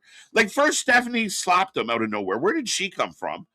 And then Pat, like, are we like building like the new corporation? Like, what are we doing here? Like, what's happening? No, don't you invoke those evil terms. What have we done? The authority, none of that. The authority, I think this is a lot of people saying, I wasn't watching while I was watching, so this brought me into watching so I can say I was watching. Right. No, you were watching. You might have been. Good brothers. Hope you're doing awesome. Been a minute. Have been wanting to say congratulations on getting the spot in the reaction promo montage. That was so awesome to see. Thank you, B Hockey. Definitely a cool moment for the channel. No kind words as B Hockey's like, I'll be nice. And then I'm going after them because this show sucks. Yeah, but see again, thank you. Appreciate it. How fitting that the channel that hears voices in their own heads is the one in the video package for hearing voices in their head. But even proof positive, unlike certain other channels or other channels that thought they did content and just pretend they do, not saying names, that we welcome actually having a discourse. We literally have known people who show up in the chat that are going to disagree with us. And we welcome it. Yeah, for sure. That's what we do. That's what we do as we're coming back out of the commercial break. Cardona and Aleister Black continue. But no, we appreciate the kind words, sir. 73% going black. Enough said. So do we bet red? Come on. Or do we go green? 00 on roulette? Right. What's up, Spaz? Fits like a glove. Nice. Well, you know what they say. If the glove don't fit, you must have quit. Right. It's even worse tonight. Roar. Hashtag Grr Fridays. You're right. Yeah, I had to work and figure out the context, but we got it. Yeah, Grr Fridays. Again, I've been saying that SmackDown's been the most consistent wrestling show we watch in 2026. It's been kind of the better show, bigger moments, kind of fun stories. The U.S. title thing has been really good. A lot of the women's tag stuff has been over here as well. But not every show's a banner show. To me, SmackDown and Raw have seesawed. They've teeter-tottered a little bit. That's fair. SmackDown will be weak. Raw picks up the slack, vice versa. I don't disagree with that. And again, some weeks NXT is the best show. Some weeks Dynamite's the best show. Some weeks it's an Impact, right? Like it all depends. And Does NXT still hold its claim as the most consistent show? it might. Like, I mean, whether you love it or hate it, it's kind of consistently itself. And the one thing it's doing very well is a lot of in-ring action lately. A lot of in-ring action. Jackson. Yes. Jackson. Flaxen. Misfit out there though with $5 super chat. Whoever told you SmackDown would get better at 3 hours, you 100% deserve the show you keep getting. But would we not argue that? Like, did we not joke that it did get kind of better when they did go there? One bad show or one so far bad show does not equate, like you said before, throw the baby out with the bathwater. It does not become, oh, so they were all bad. There's very much been, we've even said, like you said, words around, that once they shifted to 3 hours, surprisingly, they got better than the 2 hours. Yeah. With the 2 hours was kind of trash, but somehow they added an hour and got better. Yeah.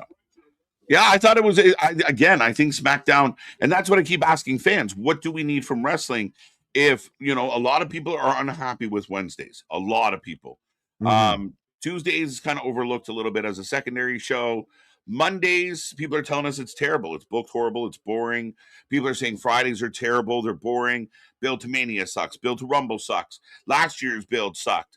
Like, if it's just everything sucks always, then what are we all doing? Like, what do we look like? What do we hope happens? Because it can't all suck always. All of it? Everything? There was a lot to unpack with it. Can't suck always and everything. Everything. And all of that. And I'm not in any filings. I'm not from Poland or anything.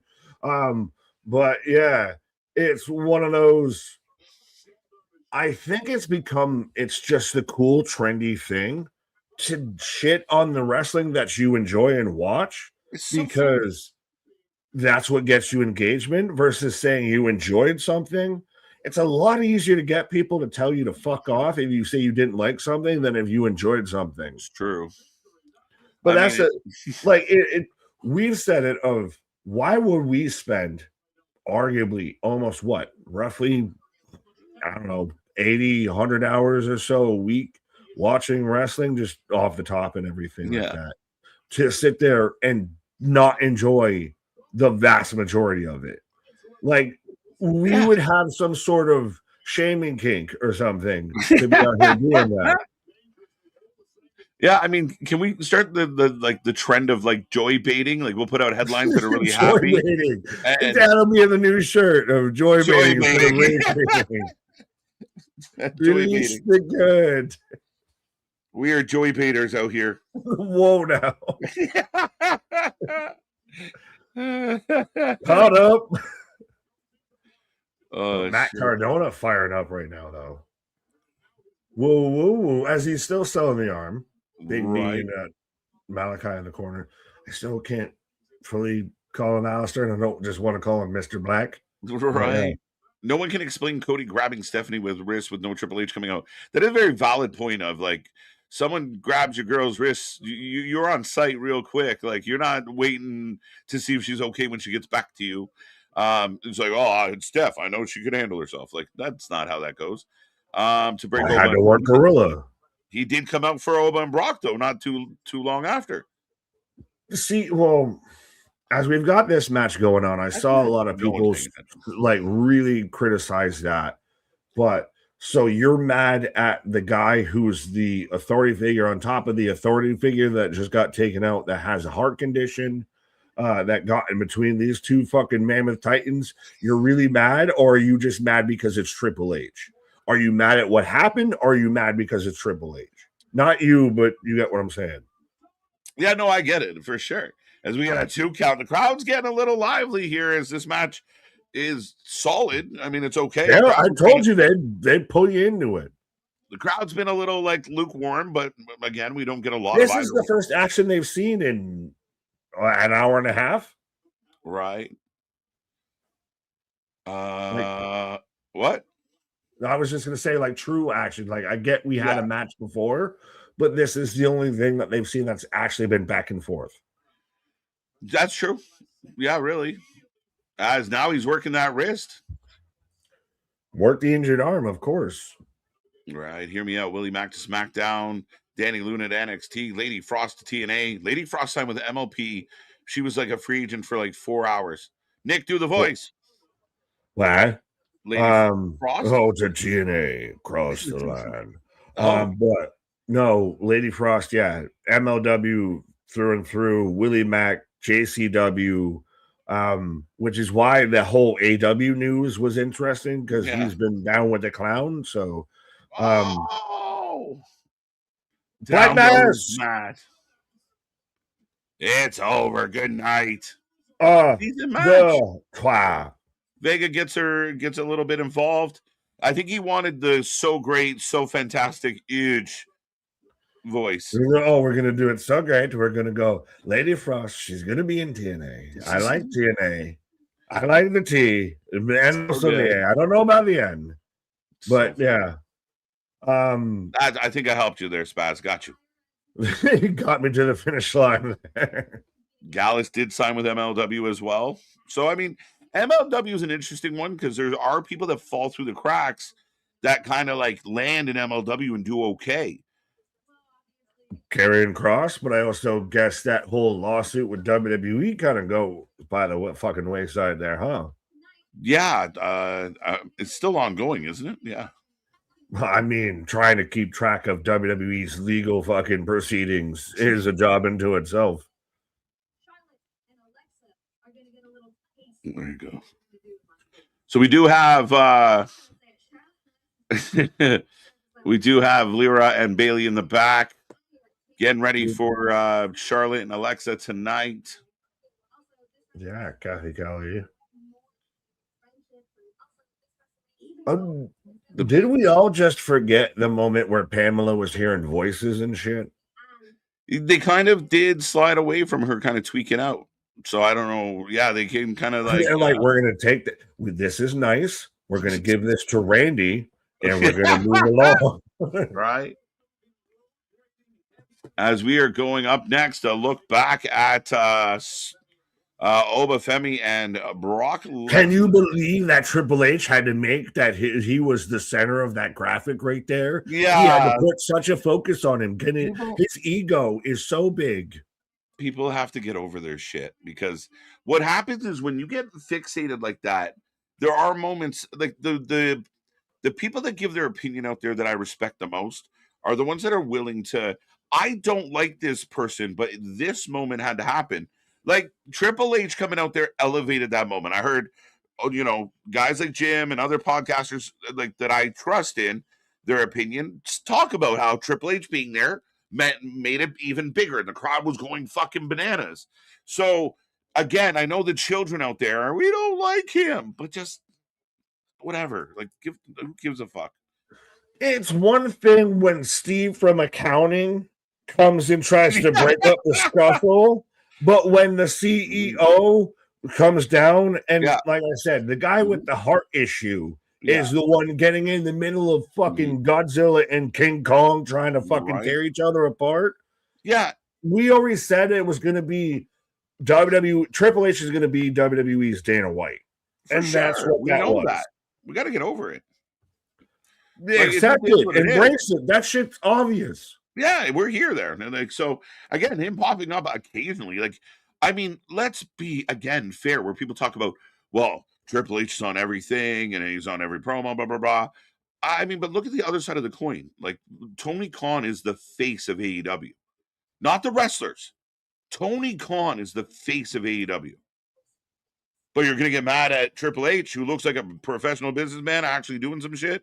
But you got to remember, when you're criticizing other brands, that man is the face of the company. It's all about him. That's the guy. You know, AEW, Tony Khan. Not MJF, not Swerve. It's Tony Khan is the guy. So there is a level of hypocrisy to it. When you hear AEW, you think Tony Khan, not MJF, not Kenny Omega, not the Bucks. Tony's the face of AEW. Tony has made AEW about Tony. Like, Tony's the guy showing up at fucking football drafts with a neck brace on. This is all about Tony. It's Tony's vanity project. He's the one, coming out to every crowd. Like, Trips don't be coming out to every single crowd. How many videos you see Trips out there dancing with the fucking boys or fucking doing that weird microphone thing that Tony likes to do because he thinks it's cool. Like, what are we doing? No, but he'll come out and do the video package and the voiceover and welcome to He's got a good Wrestlemania. voiceover voice. What do you want him to do? I mean, I don't. Well, and his wife was saving just money. out there who doesn't even work there slapping Cody Bro, Rhodes in the face. He's smart. I mean, it's saving the company money. He's just keeping it in-house. I'll do it. We don't have to pay somebody to come in and do it. We don't have to outsource it. I'll put my voice on it. I'm hoping to be that outsource, but who's complaining about it being Triple H? Twitter. I think it could have been anyone in that spot trying to make sure they don't fight, and there would have been boos. 100%. Well, Pierce sat there and just got bumped in the turnbuckle of you had your GM of that show just get thrown inside. Security got booed. Pierce got booed. Triple H got booed because people want to see this fight. It is the first time in a long time that I feel like the fans really want to see this fight. Like, a lot of people are tuning into like Does Cody. Brock Oba have more buzz than any main event of WrestleMania? It is like the best build. Like people are losing their fucking minds. Like, this is the first. Like, it really feels like a fucking Mania match where we've had some issues and where everyone's focusing on like the storytelling or the booking of certain things. There's none of that with this. This is just right there, to have it. And it's working. For the love of God, anyone that is hearing my voice, and I want this to be the first source that this has been anybody said, of if you can provide it, if Geekbox, if you're listening, if you can provide it, someone just do Oba Brock, just one. He's tired. More.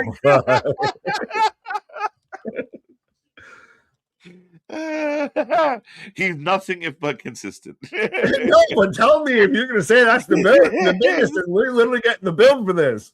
You're telling me this video package with this is King Kong versus Godzilla. King Kong and Godzilla ain't got shit on me. Just one more fight. If Geekbox or someone out there has the ability, do it with me with the channel. Put that video to us on the channel. Like, what? Just one. Yeah, literally, do me and KJ.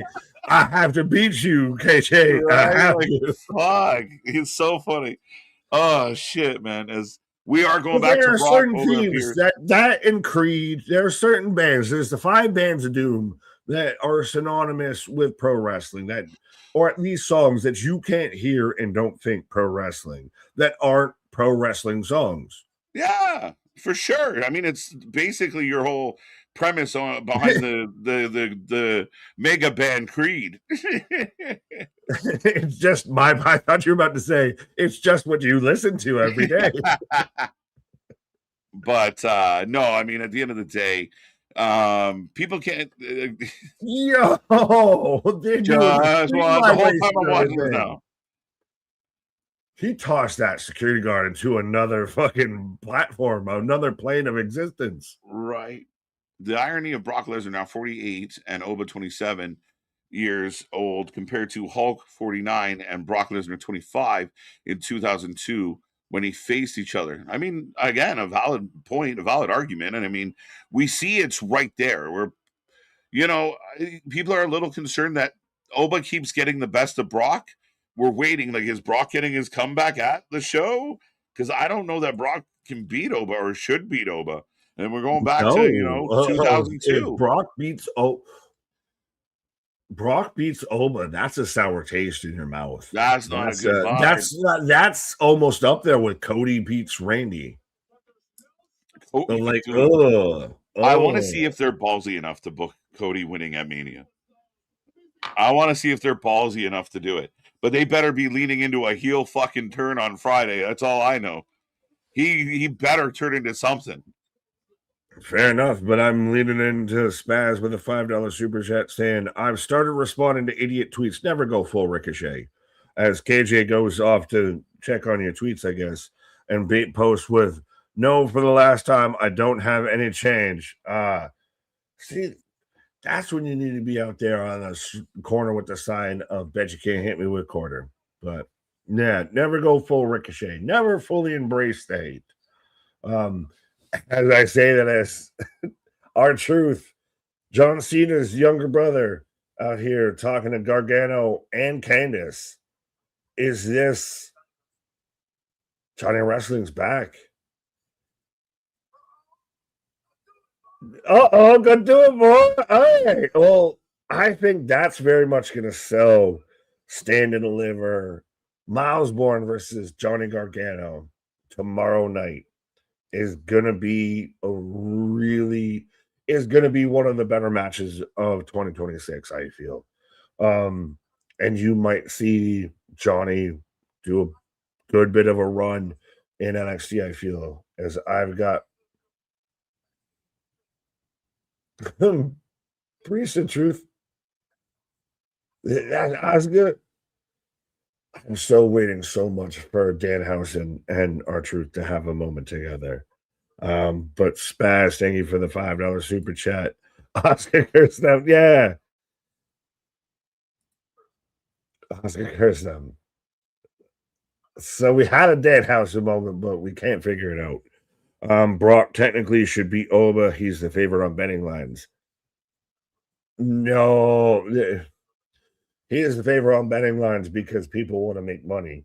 Oba Femi should win that. If Oba Femi loses to Brock, you've just taken all of what you had with Oba, everything that you've deposited from the bank of Brock Lesnar into Oba Femi, and instantly withdrawn it just to redistribute it.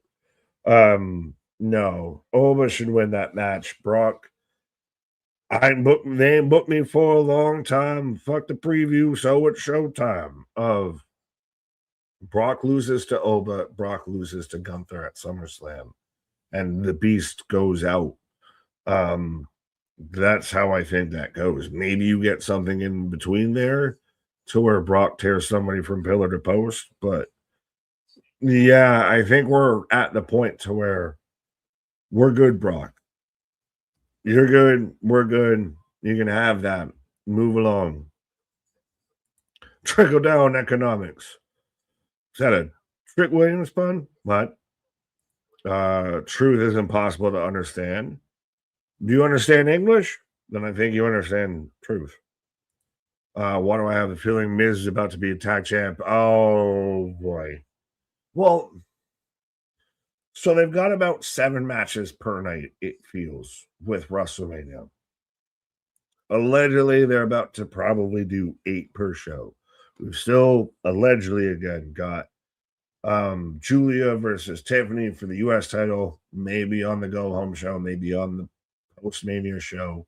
There's also been the rumored Julia or Io, Asuka, Kyrie triple threat. I think if they were going to build to that, they've got to get doing it fast. So that might be post-Mania.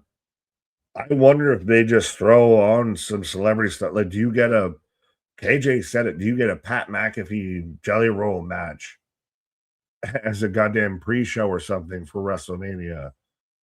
Or something there just to be a celebrity tie-in of that'll be your fucking advertisement special there.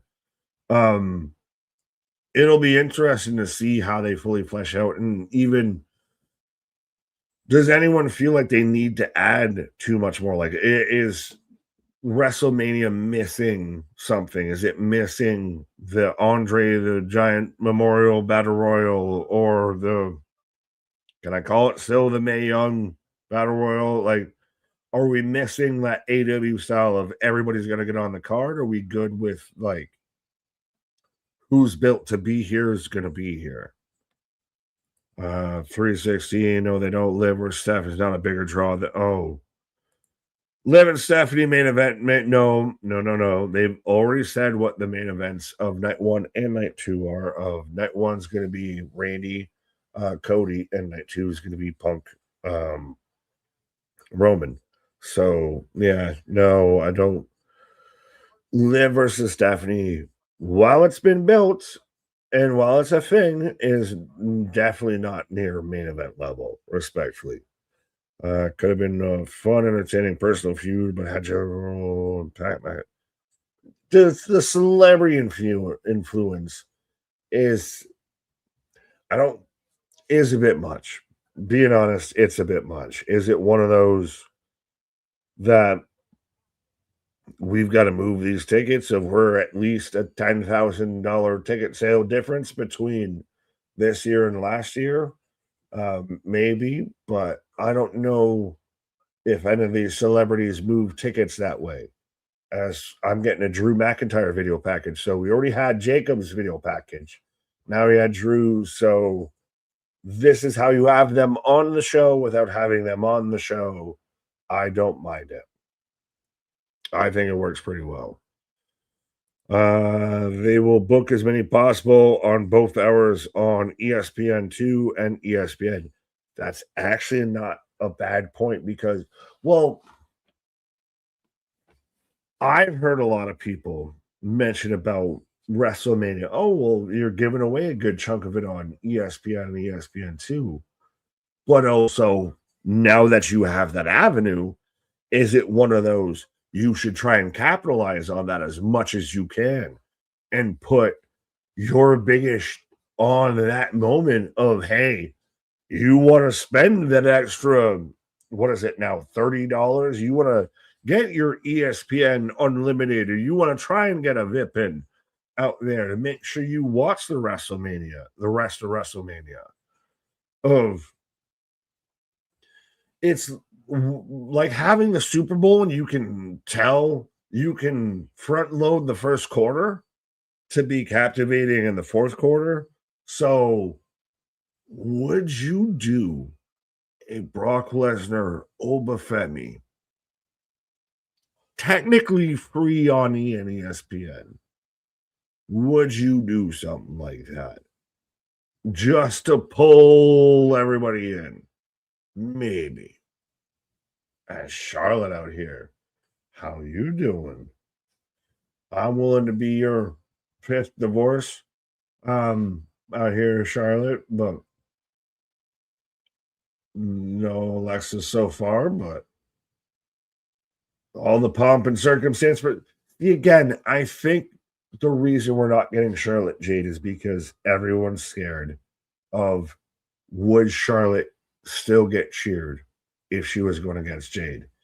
As Alexa out here, and Alexa has really done next to nothing outside of being this. Everybody thought she was going to be involved with the Wyatts. That wasn't a thing. He hasn't had any bit of a singles run out of this. Like, she's been independent, if anything, the one who eats the pins in this tag team. But still over like Rover. Woo! Ronan. Bow down to the queen. Yeah, what up? Nightmare Queen. Cody would have quite an easier opponent. Boston again. Who's what now? A majority of people are spending their money to go to Mania to see Punk and Roman, and Orton try to win 15 regardless of the builds or booking for the respective feuds. 316 and two others would for Liv. That is very valid with that statement. That's a bit why I don't buy the whole, oh, the Mania build sucked. Well, they put their prominent stars in the prominent positions, and they're still enough of a draw that they're the ones moving tickets. So, but Bailey and Lear out here of shout out Bailey about to hopefully make the WrestleMania card after last year. So we're going to get Sami Zayn and Bailey both making the WrestleMania card after last year. Everyone was crashing out and crying out that they missed it, but we're getting the replay from last week of everybody in this tag team division just having a fucking breakdown. Break it down. Venerable Brock versus Oma. Happy Bill was really great. Yeah, I think that's honestly been probably the best built feud. I think that's at least the one that has the most buzz right now going on as we are underway. And so, no legal woman as Lil Nate referenced this, but Charlotte squares off with Lyra and Bailey and Alexa fight off as still all the smog and smoke going through. Brock versus Oba has been amazing. Oba looks like a megastar. Brock's putting him over big time. And I think that goes into the whole everybody, oh, well, Brock won't do business. Brock only looks out for himself. I think Brock's just really smart and really hip to the game, I feel. WrestleMania Vegas, yes, solution. Bird Lady Bird. I think they need to lower the prices so they can still do exclusive boat. But look, you don't want to pay $10,000 to go and make pasta with Chelsea Green or go and ride on Cody Rhodes' tour bus. I mean, trust me, if you got $10,000 to spend on that, we'll save you $19,900 and some odd dollars of just to hang out with us. We'll take a virtual bus tour. How about that? No one wins. It ends in a DQ. Maybe that's how you start to sell towards the multi-women match and everything. I do expect a lot, though, out of the multi-person matches at WrestleMania because they have limited them. And I know I wanted for the longest time the multi-woman tag team match. Granted, I thought certain tag teams would have still been in here that aren't, but maybe thrown a ladder in this instead of in the IC match. But we'll see. We'll see. The women's tag team division in WWE right now is the best tag team division in pro wrestling, in my honest opinion. Of AW's division, WWE's men's division, any division in TNA, I don't think holds too much of a candle to it. John C. Oba Brock is the biggest match with the most legit hype on the Mania card. I would still say second best, if not. And I think that just proves for everybody that bitches about how creative presents things with WWE. Well, they fucking did that pretty well now, didn't they? I do still think Roman versus Punk has a lot of legs to it. And I wonder if they're saving heavy hitters till the end of, if you still had 4 weeks, 3 weeks, do you mention Larry now or do you mention Larry on the go home? And then, I'm really going to fucking kill you. And to the one or two people that I saw that were out there, like, going after CM Punk because he stood up on the barricade and was going at the OTC fans and, oh, you see, that's really fragile, Phil. No, that's how you see someone selling this fucking story. He even said it himself of it's all selling story until to sell a fight. Of this is all building up to these two going to blows. And the more that they can make it this personal issue, the more that they can invoke emotion into it, the better it's going to be. As I'm getting the Easter Bunny M&M's at as I'm in picture, as Alexa, it's so weird of watching her do the jump kicks to someone that's shorter, lower than her. But I digress as she tags into Charlotte. Charlotte was trying to do the devil's kick. Oh, is she going to do this again? Nope. She just keeps rolling through. So Charlotte's version of the devil's kiss is, I'm going to set you like it, but I'm going to keep flipping and rolling through. Alexa has to jump tag to tag in Charlotte. That's where we're at. Is just in size difference. Just saying. Riches. Are you gang banging on shirt girls now? What are we doing? I mean, I have big in my name, my guy. So I mean, I think there is a height requirement to ride this ride. Not calling myself Space Mountain, but there is a height requirement to ride this ride. I don't care how tall Alexa is. She's fucking a star. She was having a jump kick to kick, Bird Lady in the corner. Like, she's already below you. Why are you jumping to kick her lower than you are? Right? I mean, there's nothing wrong with that. Why are we gangbanging on?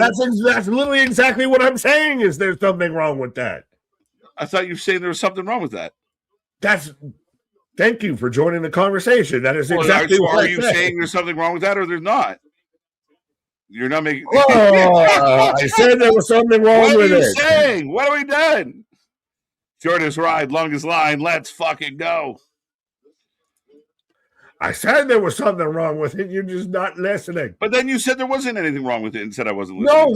No one ever said that. No one over here ever said that. You said that, and you literally said to your own voices. I literally said there's nothing wrong with that, and you said no, yes, no. I was doing the Zodiac. I was, yes, no, yes, no. Alexa Bliss is the best short woman in professional wrestling. There you go. She's up there with Hornswoggle. She's up there with Hornswoggle. Tag to Bailey. Let's go. As the Baybirds are in control. Is that what their official name is? The Baybirds? That's what I think I'm running with. Hashtag Baybirds.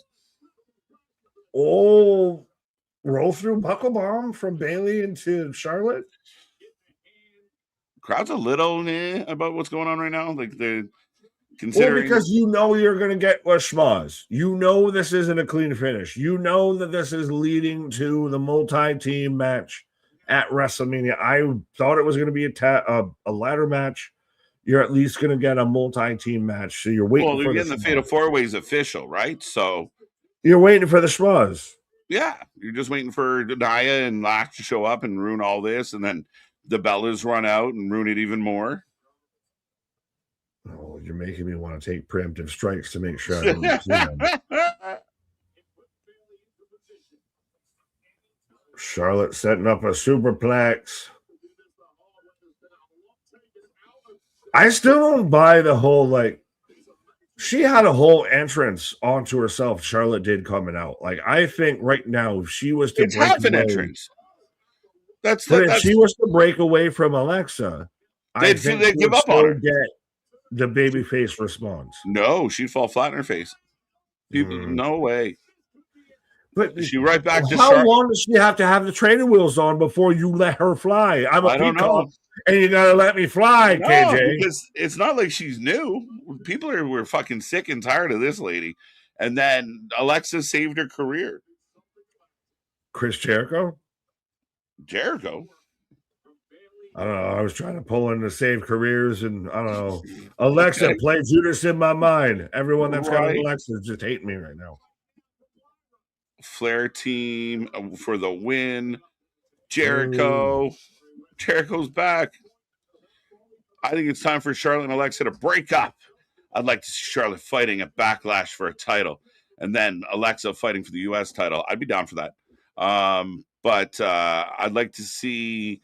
I mean, are they going to win the titles back at Mania? I don't know. I don't think so. So maybe they break up after Mania. Yeah. Oh, what the fuck? Figure eight. Love it. Love it. Elbow by Bailey. Good. Match picking up. Crowd waking up. If you but then again, I'm going to do the thing here in a minute. Excuse me. But I had the elbow from Bailey a minute or second after you. Oh, shotgun dropkick. Alexa going up. Blind tag. Okay. Are we about to get Twisted Bliss? No. No. Lyra showing off some power. Okay. Well, it's easy to pick up a 50-pound sack of fucking bullshit there. Still flying human. She ducks it. Boom! Nice move. Oh, reversal. Oh, Big right hand by Alexa. Alexa's good. yeah, but when was the right hand? When was she known? Mama said knock you out. Wyatt said knock you out. Smooth. Would you like butter on that, sir? Natural selection until over 3. It was a good win. It was a good win. Oh, wait. All right, we were wrong. Lash. Oh. Nia. Dun, dun, dun.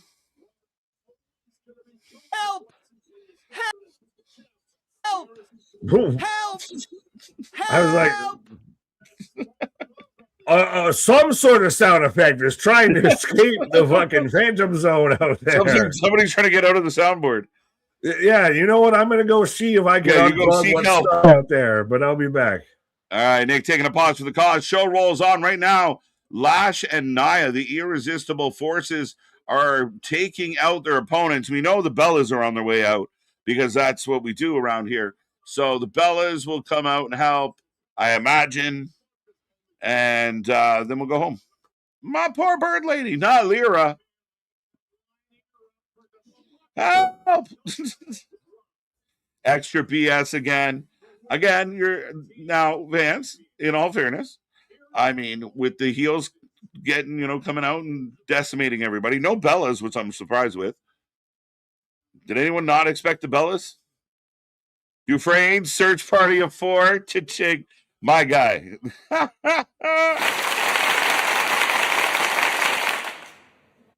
There you go, Jose. That's too funny. Irresistible forces on the move as the Miz and Kit getting ready for their match. DQ match. Okay.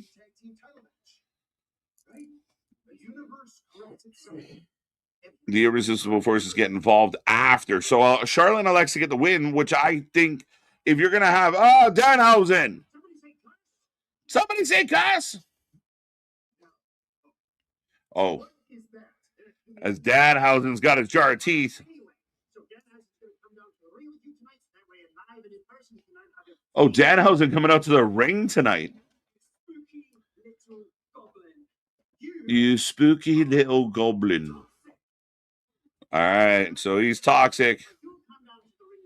If the Bellas win at Mania, what you gonna? I'm not gonna be happy.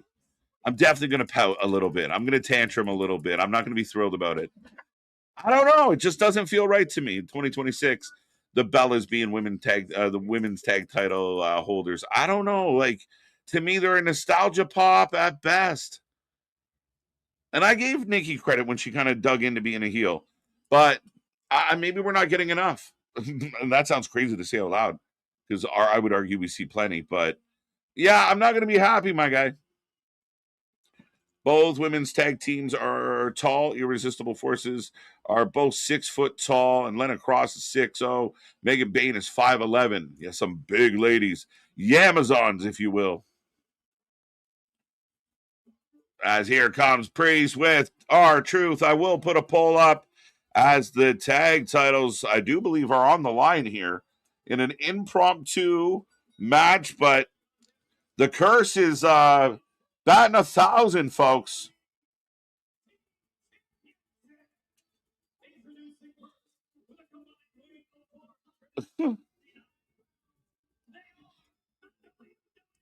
WWE Tag Team Champions will take on Miz, and then we'll be taking on Miz and Kit Wilson. Almost forgot his name. Yeah, some big ladies. Question, KJ, Nick, why does everyone do a suicide dive in every match? It's one of those They do a lot. Everyone can do one. We know it. We recently saw one go not so well.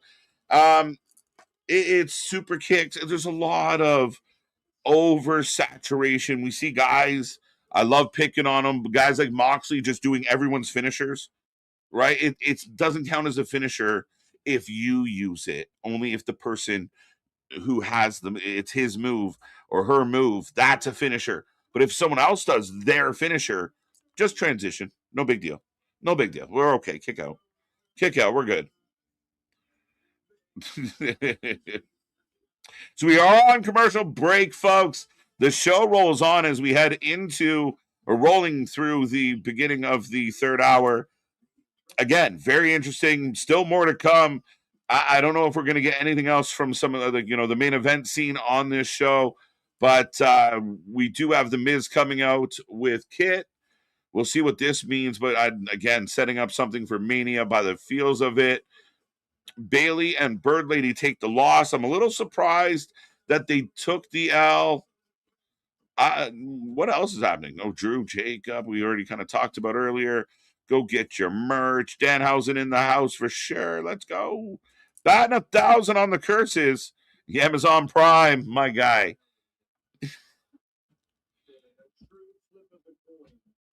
My guy. Leveling up on that one. Let's go. What's up? See money. OTM, best tag team finisher going right now. That swinging power slam is pretty fucking insane. A really good finisher. Is it Dark State's got a good one with like the combo power bomb. Who else has good finishers right now? Dun, dun, dun, dun. Let me know in the chat. Who do you think's got a good tag team finisher? Let me know. I mean, the Shatter Machine's good, but we've seen it. The 1D, of course, is fine. Are we still counting the Meltzer driver as a finisher? I don't know. It feels like a transition move. Could we have Vince? No, a lot of people have brought this up, Maddie, and hope you're doing well. But welcome back again. But Vince cannot be involved, guys. Like, I know some people want to manifest it. Some people have even created the idea that the booking is so much better now that Vince is gone, which I was here for those lean days, the late days of Vince before shit hit the fan. They were not good times. You think the booking's bad now? I think we're forgetting. However, Vince being involved with so much tag to Vince, there's no fucking way. Excuse my French, but no way is Vince going to be a regular fixture on any of this. You got to keep in mind, Vince was also at a point in, even if, let's say Vince had none of the charges, none of the bullshit, none of, his bad behavior that pushed him away. Let's say Vince just kept being Vince, but he aged. He got older. His voice changed. His look changed. He did that plastic shit on his face and made himself look like a skunk and all this other crazy shit. So even if Vince could be a higher power, I don't know. I feel like the last handful of times that we saw Vince, remember the egg? The egg. Who has my egg? I want the egg. You get the egg. You get a shot. What he did to poor Austin Theory. I don't know. I don't know. I think we're almost better off regardless. Sexy Red is in the house, and she is one of those two things. You can decide what one, but I can definitely see red on her head. Now, let's go. Mr. McMahon as a character would be cool, but not in charge. Cool fantasy booking. For sure. I mean, do you do like a gimmick where he never leaves like his office? Like he's always behind a desk, like fucking Charlie's Angels kind of vibe? Maybe. No, I really do think like on the fantasy side of booking, I'm all for it. Like when people talk about Shane McMahon going to AEW, lad, do it. Vince Russo going to AEW, do it. Like fuck it, I don't care. Just I'm in for the chaos. As we're still, I feel like the Miz and Kid have been coming out for 8 minutes now. Hey. Fans fucking love this shit. It's crazy. But yeah, I don't, with Vince's history, the type of man that we learned Vince was, I don't think anybody wants to watch it. And I think if you truly want to alienate a large chunk of your fan base, bring Vince back and have Vince publicly known to be involved. It's a death kiss. They'll go on. They won't like just fold, but there are a lot of people will stop supporting, and the advertisers will go first. We saw that already. To Vince's credit, he was booking some of the best of the bloodline. Yeah, I mean, I guess Derek. I mean, part of that is he was overseeing a lot of the best of the bloodline. And now part of that is that partly by the time Triple H gets it, they've already gone through a lot of stuff. Maybe. So you got to give Vince a little bit of, hey, he did some shit. Like, again, we got a lot of good wrestling under his watch. We also got a lot of awful wrestling.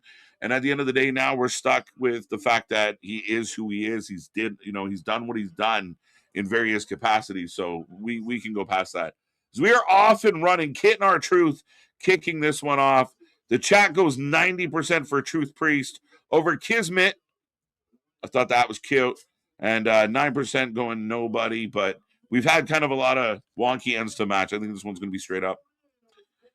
I think we get the debut of Evil or Tanahashi tomorrow at Stand and Deliver. Very possible, for sure, Damien. A lot of buzz about it, a lot of talk about it. How does some of it tie into Nakamura and Tama, and where's this all going? Very curious.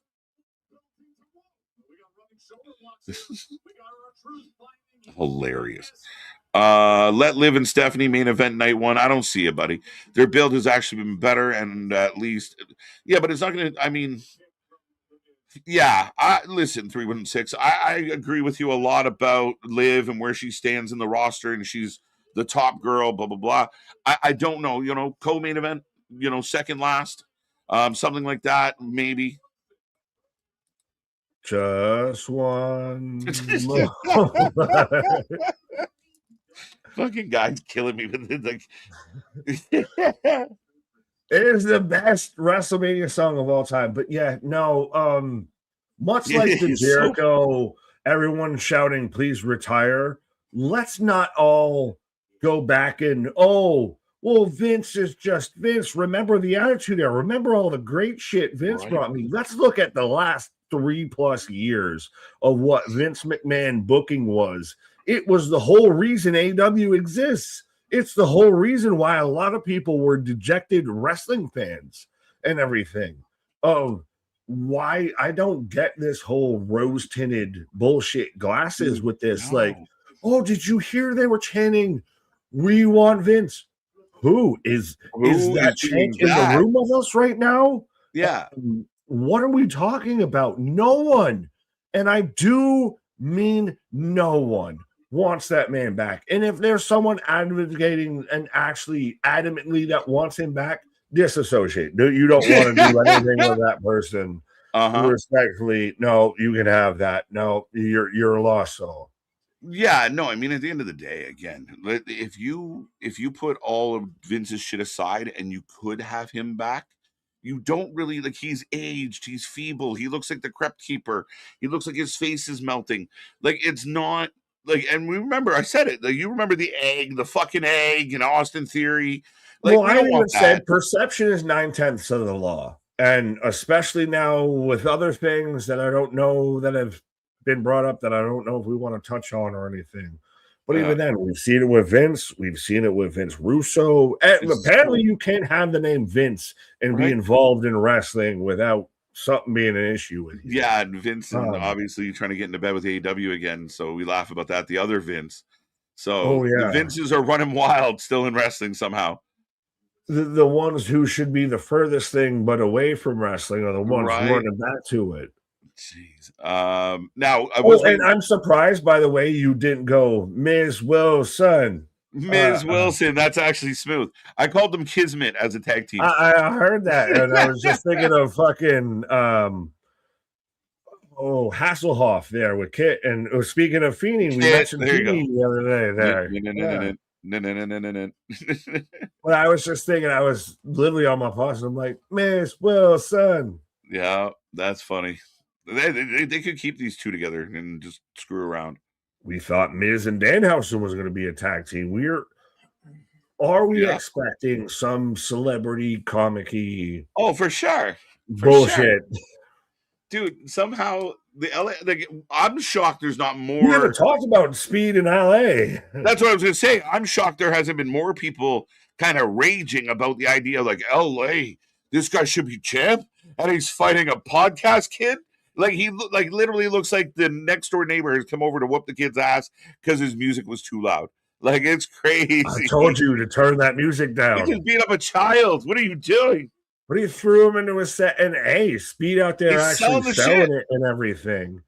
But I think LA's had a slip too many that you're like, all right, I can see that. You can have that. I'm mad at. And you're gonna take the pin, bro. Oh, he's not going to take the pin, but I mean, like even on Monday Night Raw, like Jimmy's out there having to save him from falling off the turnbuckle. Like, all right, my guy. Like, at what point do you change up your game and go like, I only do that once in a while because I don't really do that well anymore. Like I'm just going to slow my shit down. Got on the turnbuckle to get in the ring. Like we saw this man fucking hop, skip, and jump and fucking fall over. This man needs to stop wearing Timbs because he doesn't know how to properly walk in them. Right. Old school cross body.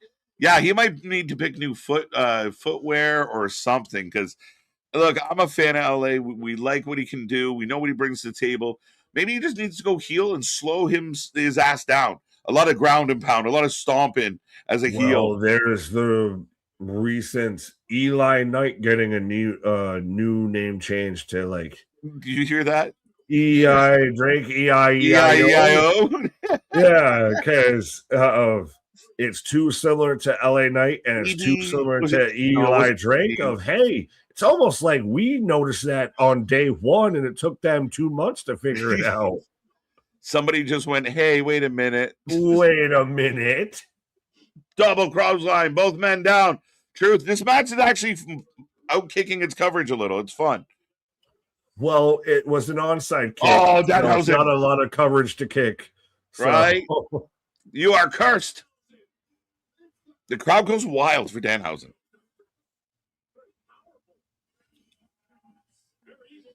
It is such.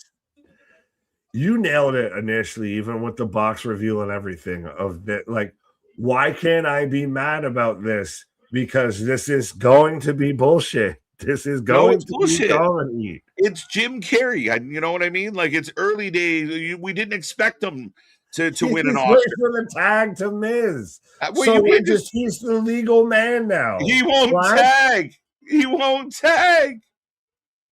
You can tag, says the ref. Thank God. There's some semblance of rules. Like you don't belong here. You are. Yeah, the whole crowd's gonna pop for it too. Hot. Oh, wait. I got the tag rope. See, I got the tag. Hey, Danhausen, acknowledging that the tag rope exists. He's gonna tag him. Truth is gonna tag him. Truth tags Danhausen. Danhausen is a legal man. Is Damien going to kick Truth in the face and get sick of this shit? Not tonight. It's too funny. But that's the thing is I think this is your perfect middle of a fucking 6-hour night one of WrestleMania. Oh, he was almost going to curse the referee. He cursed the ref by accident. No. Skull Crusher. Oh, lights out. What is happening? Wait, and he's gone. I like that they're playing him and he can't get away. It's so dumb, but I love it. As R-Truth hits the AA, but Miz skull crushing for LA. Who's the legal man outside of the Miz? Duh. Running cars.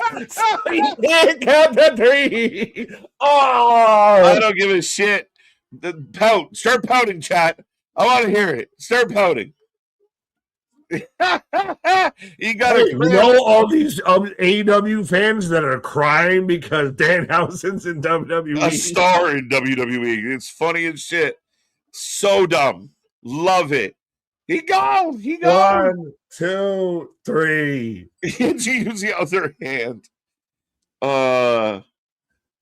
Like I said, hey, here's your early preview for what's going to be at WrestleMania in the middle of when everyone's like, I need to go grab some merch. I need to go grab a snack right now. Yeah. You're going to get this in the middle of that, and everybody's going to laugh their fucking ass off. Absolutely. The award goes to the ref for sure. Look, just popped the pack. He popped the pack. That's how you sell Mox. Oh, wait. Cody Rhodes. Are we going after Kit? Cody Rhodes. Crossroads. Cody just doesn't care, and they're booing. Maybe the mic. They're booing. I'm all dressed up in St. Louis, bro.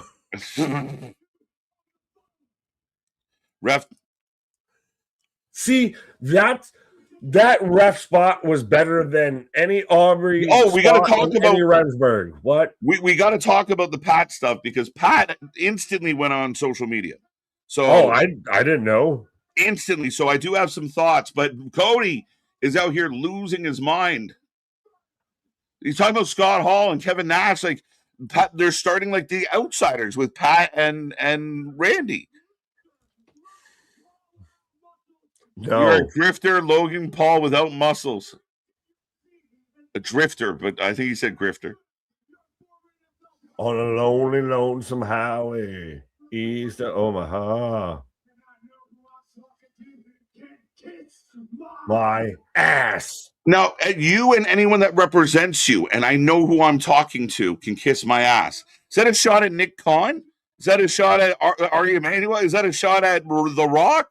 If you smell, are they going to run an NWO style angle? Waka hey. Waka waka. They're starting the WCW, Nick. The what wrestling? Hey, they saw how the what championship wrestling was doing so well, and they just run wild. You know what? That sounds good. I'll have some of that. Right. Cody foaming at the lips, man. And like Stephanie, how does Stephanie tie into this? Like, are we getting wrong though? And I never right. fully take Crash Out Cody seriously because he always looks like a toddler throwing a tantrum. He always looks like you're not my real dad, of like throwing a fucking fit in his bedroom. You can kiss my ass out here, yeah. Oh, it's not epic. I'm fucking dying here. Disco Inferno. Listen, I think this is a solid babyface promo. Like, I know you say you're having trouble taking him serious. He's dug in. He's passionate. He doesn't feel as rehearsed as he usually does. But it's getting a bit long. He's in suspenders. He looks like he's about to, Why can't he wear suspenders? Rock me, mama, like a wagon wheel. What's we can't do. I'm gangbanging on suspenders. Fuck You're gangbanging on suspenders. I'm not an old man. I don't need suspenders. But yeah, no. If you out here suited and booted, but looking like a toddler throwing a temper tantrum of, Mom said it was my turn to play on the Xbox. He's just pissed. Yeah, this is good. I am here. Okay. Yeah, but Cody, they're still kind of booing him. You told this man to be the Viper. You told him to be this, and now you're mad that he is this. Right? I mean, this is what we want. I mean, now Cody's becoming him. No, that's Carmelo. He's hearing voices now. Randy's got him all fucked up. Do they have a lisp too? Seriously, Cody, you need to really so dumb. You're a superstar, Cody. Asshole. You're a superstar. That's the You're a worst. superstar. This is a You're really good amazing. Cody You're promo. fantastic. All right, back to serious business. It was a good promo. Serious business, like that showed up Serious tonight. business. Serious business took the night off tonight. So Pat put a video out, like a car selfie video. That's safe to selfieing while driving. Yeah, I guess. I think he was parked, but we don't know. He said if Randy Orton loses at Mania, he will leave wrestling forever. He's done. He's out. So that's kind of weird because, like, we're just throwing. I mean, okay, cool. This is the most important match in wrestling history, which again you're selling. Good job. I guess it's a bit of a reach. Apparently, the idea that him quitting weeks ago was part of this story that they're brewing, where he was going to be like, I'm fed up with wrestling. Now he's coming back because you guys ran me off and this is bullshit and I'm not taking it. Randy thanked Pat for being the voice in his ear to kind of remind him of who he is. And now some people have said, oh, if Pat's involved, I want Cody to win. So maybe the WWE is getting their wish. I don't think so. No, all of that sounded bad. None of that sounded all good. of it? Not every bit of that. I was instantly even with Pat. Why the fuck you lying? So what? Well, let's break this down. So if Randy loses, Pat retires. Does anyone really think that that's the crux of this match? Of oh my God, Randy, you better win. So Pat McAfee is still in pro wrestling. I'm saying this as a Pat fan. What? It just feels like why you just show up and start throwing your career out there. You didn't have one. You already quit. Career you didn't have? What? That career I swear right now, you can hear it here first. If I don't show up at GCW, I'm going to retire in GCW. Like, you didn't have a fucking career there. Stop talking. Ladies and gentlemen, I'm officially retiring from the Wrestling Observer. I'm officially retiring from Fightful. Like, what the fuck are we doing? Serious question though. Now, well, I mean, I kind of got a couple questions to throw. There's a serious one here. This one's serious. Now, are fans going to see this situation where that Cody comes out, he's raging, but he compares them to Kevin Nash and Scott Hall? So that feels like that's what the creative's driving right now is like, this is the beginning of like you said, like the new world order. Boo, boo, boo world order. Were they saying boo earns? Yeah, they were. I'm also retiring. I think you can rent a Lamborghini and try and act like you're fucking styling or profiling. They're going to cheer Randy. They're going to boo Cody. No one gives a fuck about Pat being involved. They cheered when Randy RKO Jelly Roll. Like nothing that started tonight has theoretically changed, I feel, in this whole story. They've tried really fucking hard to change that narrative and to no avail. That's fair. And I mean, it's hard for me to dispute that. And old world order, NWO for life. Let's fucking go. Is this how we get like Kevin Nash back on weekly TV? He's no. Starts managing hamstrings, the hamstring insurance policy. Right. They recruit Booker T. Going through the roof. Right. They recruit Booker T. Disco Inferno gets a shout out by Cody. That's probably he's dancing around the house right now. Like, don't say my name. Disco has ever been mentioned since WCW in the 26 years. Since WCW, that's the most Disco's been mentioned on television. Mm-hmm. So I did find it very interesting where it's like this whole thing of like Pat has a bad attitude. It's a very much like heel Pat McAfee when he first came into NXT, and he was going up against Adam Cole. Very, very heelish. Got a chip on his shoulder. Pat McAfee about to induct Dennis Rodman into the Hall of Fame. Oh shit, maybe. Does that feel very waka hey of oh my god world order? Hey Dennis, you come to the show you come do the thing on Friday. Do you want to stick around for Saturday night? But We I might have a mean, little we randomly involve a celebrity with an established legend and OG of you right. got Hogan, Rodman, you got McAfee, Listen. Randy. Not exactly the same level, but a level. Right. Yeah, you know what? We give Kim a couple free tickets. You bring him down. Let's go. But yeah, most important match in wrestling history is what they're saying. So it does feel like there's something at play here. Again, it's so funny. So that comment by Cody says, Pat and the people that represent you can kiss my ass. Do you not think seriously? So who is he who is he referring to? Like, you know, well, who controls Pat? You mentioned yourself the Outsiders and the NWO as we're getting the Fatal 4-Way women's tag match at WrestleMania, but you mentioned Scott Hall and Kevin Nash. Listen to the adjective play. They had a third man, and that third man was very Hollywood. It was very big name. That was a seismic. So the Rock does the Hogan. They do he's got to be the third man. But I mean, is there not a more Hollywood man?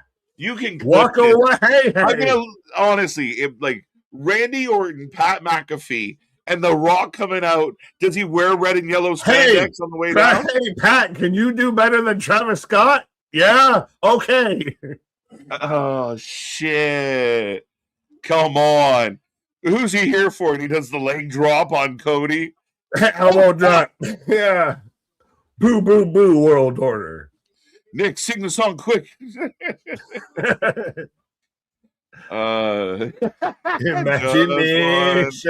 Imagination. I was like, which song? Hello, my friend. Which song? Awful SmackDown, says Earl. Yeah, I don't know specifically. I thought he was going to that one. Awful SmackDown. I think we've been chatting a lot more than we've been watching the wrestling. I think that's fair. Well, they had barely, even going into this, they had minimal at best. They had 3 matches? They had a match per hour advertised. Yeah. Mm-hmm. So this was story progression. This was like we worried and we talked about before. This was ho hum, and they should have been hi ho out here. Hi ho, hi hos. Randy, Cody, we're getting all the graphics for WrestleMania right now. John Cena hosting. That's another little twist. Like they're making comments about is Cena the third man? Cena comes out of retirement. The true heel turn. Could you imagine the amount of shit they would actually throw in the ring of this man retired and John Cena gave a whole year to you? Heel. Right? He's hosting. You think he's coming down to help? That is the old push who's the last man to host to get involved? If you smash, Jesus Christ, it's all fucking. It's all full circle. Pepe Sylvia. What the hell, man? Like I know it's all fantasy booking, but some of the options are wild now. But I hate though that we're gonna throw all of these options out and they're gonna choose none of the above. None of the above. Like fucking Ludwig Kaiser. What? He's gonna just completely unmask from Grayson Waller. Cena was ticket improvement grab, 100%. And if I defended the ticket sales because they always tend to kind of get where they want to go, but a couple of the recent booking decisions and Cena for sure solidified. It felt a little panicky, and you don't always feel that from WWE. They usually keep it kind of cool. This feels a little more panicky of like, all right, have it all. Take it, 25%. What was the giveaway? The discounts beforehand or the hair plugs? Well, which was the giveaway? Right, the hair plugs. Like, keep in mind, like every WrestleMania, every pay-per-view goes through promo codes. And like we act like sometimes like if there's a discount or a sale, it instantly means, bad ticket sales. They is a tool for sure, but the big thing is bringing Cena in to try and bump. Jelly Roll coming in to bump. But there's coming in to try and bump. This celebrity oversaturation of looking at the numbers, they're at least a solid 10 grand difference to date from what they sold last year to this year. Okay. Yeah, that's interesting. I mean, 10 grand sounds like a lot, but they got a couple weeks Per to day, pull that per back. day. So that's an overall actually 20 grand. So 10 Okay. 10 grand per day of they're at Okay. allegedly 38,000 for night one, and I thought it was just over 40 for night 2. Wait, what? Just over 40 something for night 2. Yeah, but night one last year was like 48,000 and then 50,000 for night 2. So they were roughly around about 10 grand off a night per ticket Interesting. sale. All right. I mean, again, I generally don't sweat their ticket sales, but as I don't mentioned, work there, so yeah, I'm not getting yeah, like, commission. but I mean, it is a sign of your product. Listen, if you're gonna price gouge, you have to at least give a good fucking product. You can't do both. You can't fucking mail in the creative and price gouge. Yeah, you can't That's do a not members cool, only stream and be shit. right? They're not free like AW Australia. Well, trust me, the rest of AW is certainly not free. No, not at all. Well, I mean, they've been known to like throw a handful out just last minute of like take them all. Well, have you seen how now anybody and everybody from Kenny on the way down the card is very much bringing up how affordable AW ticket sales are? How much they all get the same MO, they all get the Spider 2Y banana playbook and say run the play. Mm-hmm. Yeah, I mean, again, I think they very what they should do. They should 100% lean into it. Their ads, their Instagram ads, their TikTok ads. I'd be marketing all through that digital kind of space, and that's what I would be talking about. However, to the wrestlers and Tony Khan, please stop using the term family friendly. You be lying. That's not true. It is not a family friendly event. It's not. That's false advertising. Maybe change the wording. That's all. Family affordable. It's so unfamily friendly. He can't even say family friendly. Yeah, right. It's the confines of that statement. The goddamn pen is blue. But I never drew a blue duck before. But it is an alternative. Stick to the alternative because you are not. Yes, you are affordable for a family fun package, but I don't think I need to explain to little Timmy and little Susie why that man stuck a syringe in his cheek and why he's dragging him through a pane of glass, in the main event, and why he didn't bleed either. Yeah, that's a good point. AEW is worth the tickets. Yeah, I mean, again, I think if you're entertained, if you're going like the live crowd for the most part, know what you're buying. Yeah, you know what you're going to. You're gonna have a good time, man. Like, and again, if you are buying tickets, it generally puts you in the upper percentile of interest, right? Like, so, the fans are the ones spending the money, but, and I think that's why it's important for AEW to expand that fan base so that they sell more tickets. Yeah, and it puts you. Kevin Owens. Kevin Owens is the third man, bro. Are we getting the WrestleMania replay when Stone Cold showed up? The infamous, four-wheeler that he could or could not drive, allegedly. That lady took a dive. Took a fucking dive. Notice how that just disappeared? Oh, yeah. Nick Khan came over and said, hey, how you doing? And that shit just disappeared. Listen, lady, I know you're full of shit, but I'll give you 2 free tickets for next time we're here. Yeah. You ain't suing nobody. Stop it. Now we can do this the easy way or the hard way. The choice is yours. Fuck. But that was good times. Remember right before that when he got stuck in the ramp was the best. He was so mad. Oh, yeah. Tiger Woods, y'all. Tiger Woods, y'all. Because Stone Cold. Well, now there's also been the rumor floating around that we might see a rattlesnake out there in Vegas. Well, I feel like that's where I get the vibe that they're throwing everything at the wall. But it's one of those, if you want to sell tickets, why keep your biggest round close to the vest? Like, if you want to sell tickets, I think, but unless you're going to do last week, you do a little thing. You do glass shatter, right? Like blackout glass shatters. Mm-hmm. Stone Cold Steve Austin will be at WrestleMania 42. Yeah, and then you're right. That'll be everybody to fucking buy. If you are worried about ticket sales, you got a point. You don't keep that a secret. But that's also what I think a lot of like the leaked hinting at shit. But I'll be right back in 2 seconds, Nick. You're good. Hachu. God bless you. So pick Cody to win at WrestleMania 42. Then okay. What? No, pick Randy. Randy must win. Randy wins. What did Nair say? I can't find Nair. Nair, let me know what you said. Has Carmelo coming up right now with C Money. I have way more fun at cheap local indies for $20 than an AEW show I've been to. Just saying, a lot of sitting around waiting for TV cues. Well, you're going to get that, especially when I know Anthony's probably the best person to talk about this like recently, because I know he went to all the Atlanta tapings to where it was 4 hours of wrestling, advertisers too. So that's one thing. And again, with an indie show, that's one respect that I want to check off the box here. And it's funny because I have a promotion like a half hour away from me. But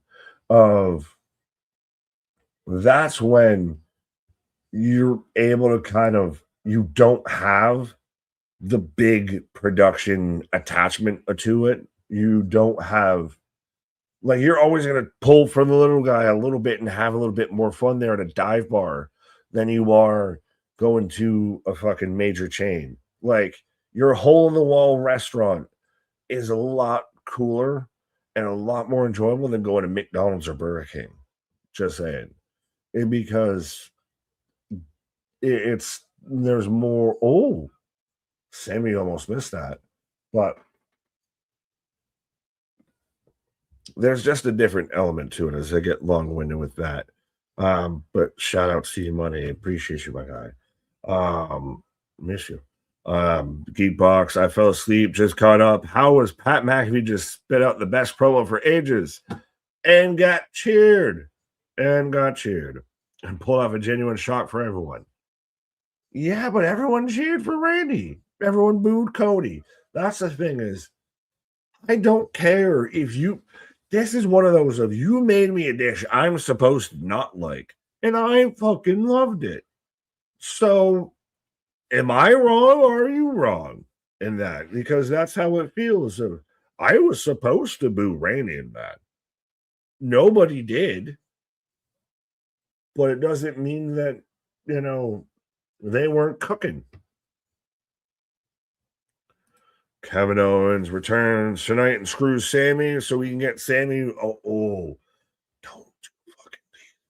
don't you fucking tease me. But then what do you do with Trick? That's the thing. I think you get, Kevin is one of those, even if he's healthy right now, you don't throw him in here. You give it, much like people have said with Braun, you give it more time to ferment, to build to what it's going to be. Depends on who Cody is wrestling at 43. Well, it depends on where 43 is going to be too. Is that going to still be in Saudi, or local recent political issues might deter that from being a thing? But anyways, sorry. But Cody definitely needs to be a heel for a while, or at least an anti-hero. Cody right now can't pull off the anti-hero. Cody has to go. Well, Cody has to go Homelander. Homelander, he has to go, no, I'm supposed to be the guy who wins. He has to go, like KJ said, Tom Brady, he has to go that miserable prick of the chosen one that needs to be the one and is really mad that everyone's not acknowledging that he is the one. That needs to be heel Cody. Did you call me a miserable something? No, I said Cody needs to be that. I agreed that you know, said that he kind of needs to go that route. But Geekbox is onto something. I'm kind of with my man here. I kind of feeling what he's saying. Pat McAfee managed to say everything that IWC moans about. What you mean that WWE listens to Twitter? No, I don't think. Spoiler alert. But Pat, remember, Pat stepped away because the fans were shitting all over Pat. Now Pat's just digging into the fact that they already hate him. Fair. It's so funny because I'm the Pat guy, and I'm like, nah, you can miss me with that, and you're having to convince me. Carmelo holding his knee as we go to commercial break. Again, selling perhaps, but he holding that knee pretty tight. So I hope he's okay. Yeah. His knee. Oh, go ahead.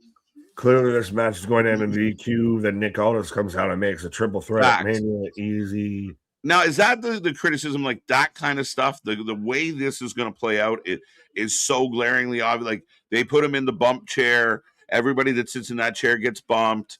And then the GM comes out and announces you're added to the match. Like, is that too cookie cutter, too rinse and repeat? Is that just WWE's model at this point? Rinse, repeat, cookie cutter. That's, you want to talk about people that have issues with WWE Creative. That's the biggest glaring issue with WWE Creative is you can see it before it happens. Yeah, cool. Mom's making chocolate chip cookies again, but I know how they're going to be. I know how that shit tastes and everything. St. Louis is booing the shit out of Sam A. Like, it's not good. Did you just write a Murphy Lee song right there? I think I just did a Murphy Lee bar. Let's go. Yeah. You can find me in St. Louis booing Sam A. Yeah, I mean, shit. It was like, I know. I find, right, like I said this when you were on your pause, Nick, of I just find sometimes the fans are dying for shocking moments, and then every shocking moment only upsets them because they didn't see it coming. It makes no sense to them. That's the point of shocking. You mean spoiled bitches? Is that's what Pat said. That is, we've said this before. It's a society of Veruca Salts. Give me what I want. Oh, you gave me what I want, but not what I wanted. Not how I want it, yeah. There is no pleasing you of, I want this, but I don't want this. But I want Chris Jericho. I'm done with Chris Jericho. Why did you take my Chris Jericho away? I'm so glad you brought him back. It's just this constant, it's easier and you get more engagement to be offended, to be bothered, to be pissed off than to actually enjoy anything that's going on in wrestling. To actually use a logical fucking mind on anything is you're in the now very much minority. Mm-hmm. Yeah, again, I think it's not all bad. I mean, I find it very interesting as far as how this, like, where is this going? I mean, at minimum, if wrestling's job is to make you go, what are they doing? Then, I mean, I think they did their job tonight because we don't know what the fuck they're doing. That's for sure. Speaking of don't know what they're doing, and at minimum, and all of this, I'm going to go find a way to do something at minimum. All right, Nick, taking a quick pauser. Carmelo is getting worked over by Sammy. Sammy is working very heelish. He's taking the crowd out of it. They're booing him a bit.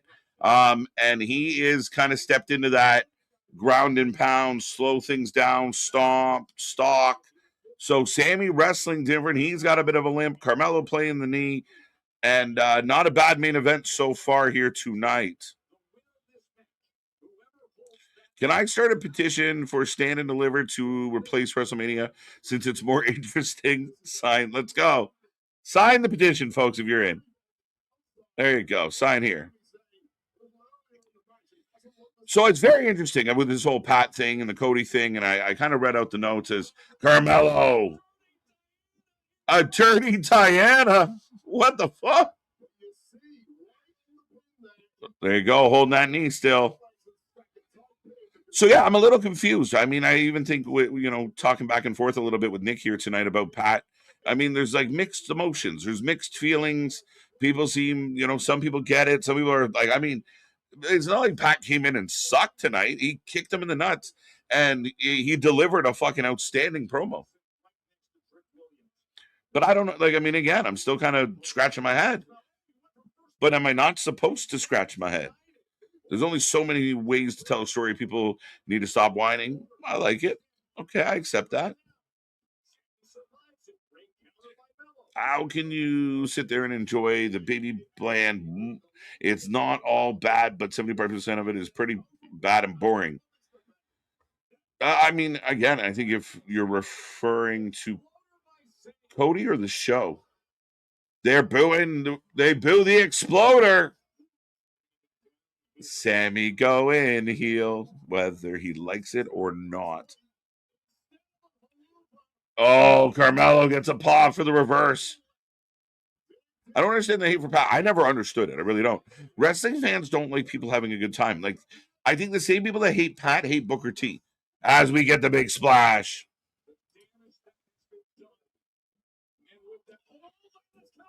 Speaking of big splashes, I delayed the big splash, but yeah, I love Booker and I love Pat, and I dislike Pat here. What's that? Big splash. I love Pat. I got that part. Booker, and still dislike Pat in this whole situation. Okay. I mean, I just find it unexpected as fuck. Yeah, but well, to your point there initially, wrestling fans are just going to be mad to be mad. I think so. Wrestling fans are the ultimate contrarians. Of they're doing this thing that everybody likes. How can I be against it? Yeah, I mean, it's like every time someone's having a good time, they're like, loser.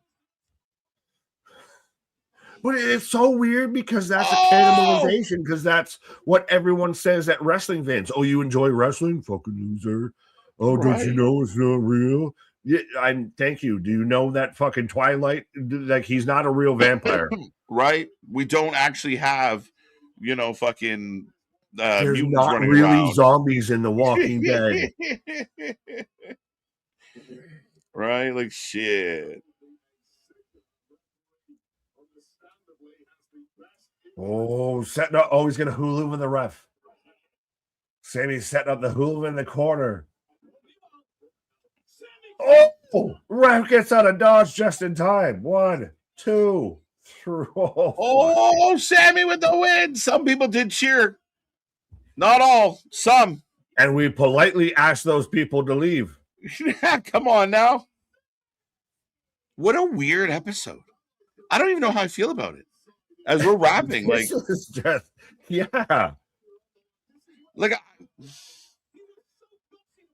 he fought through the knee.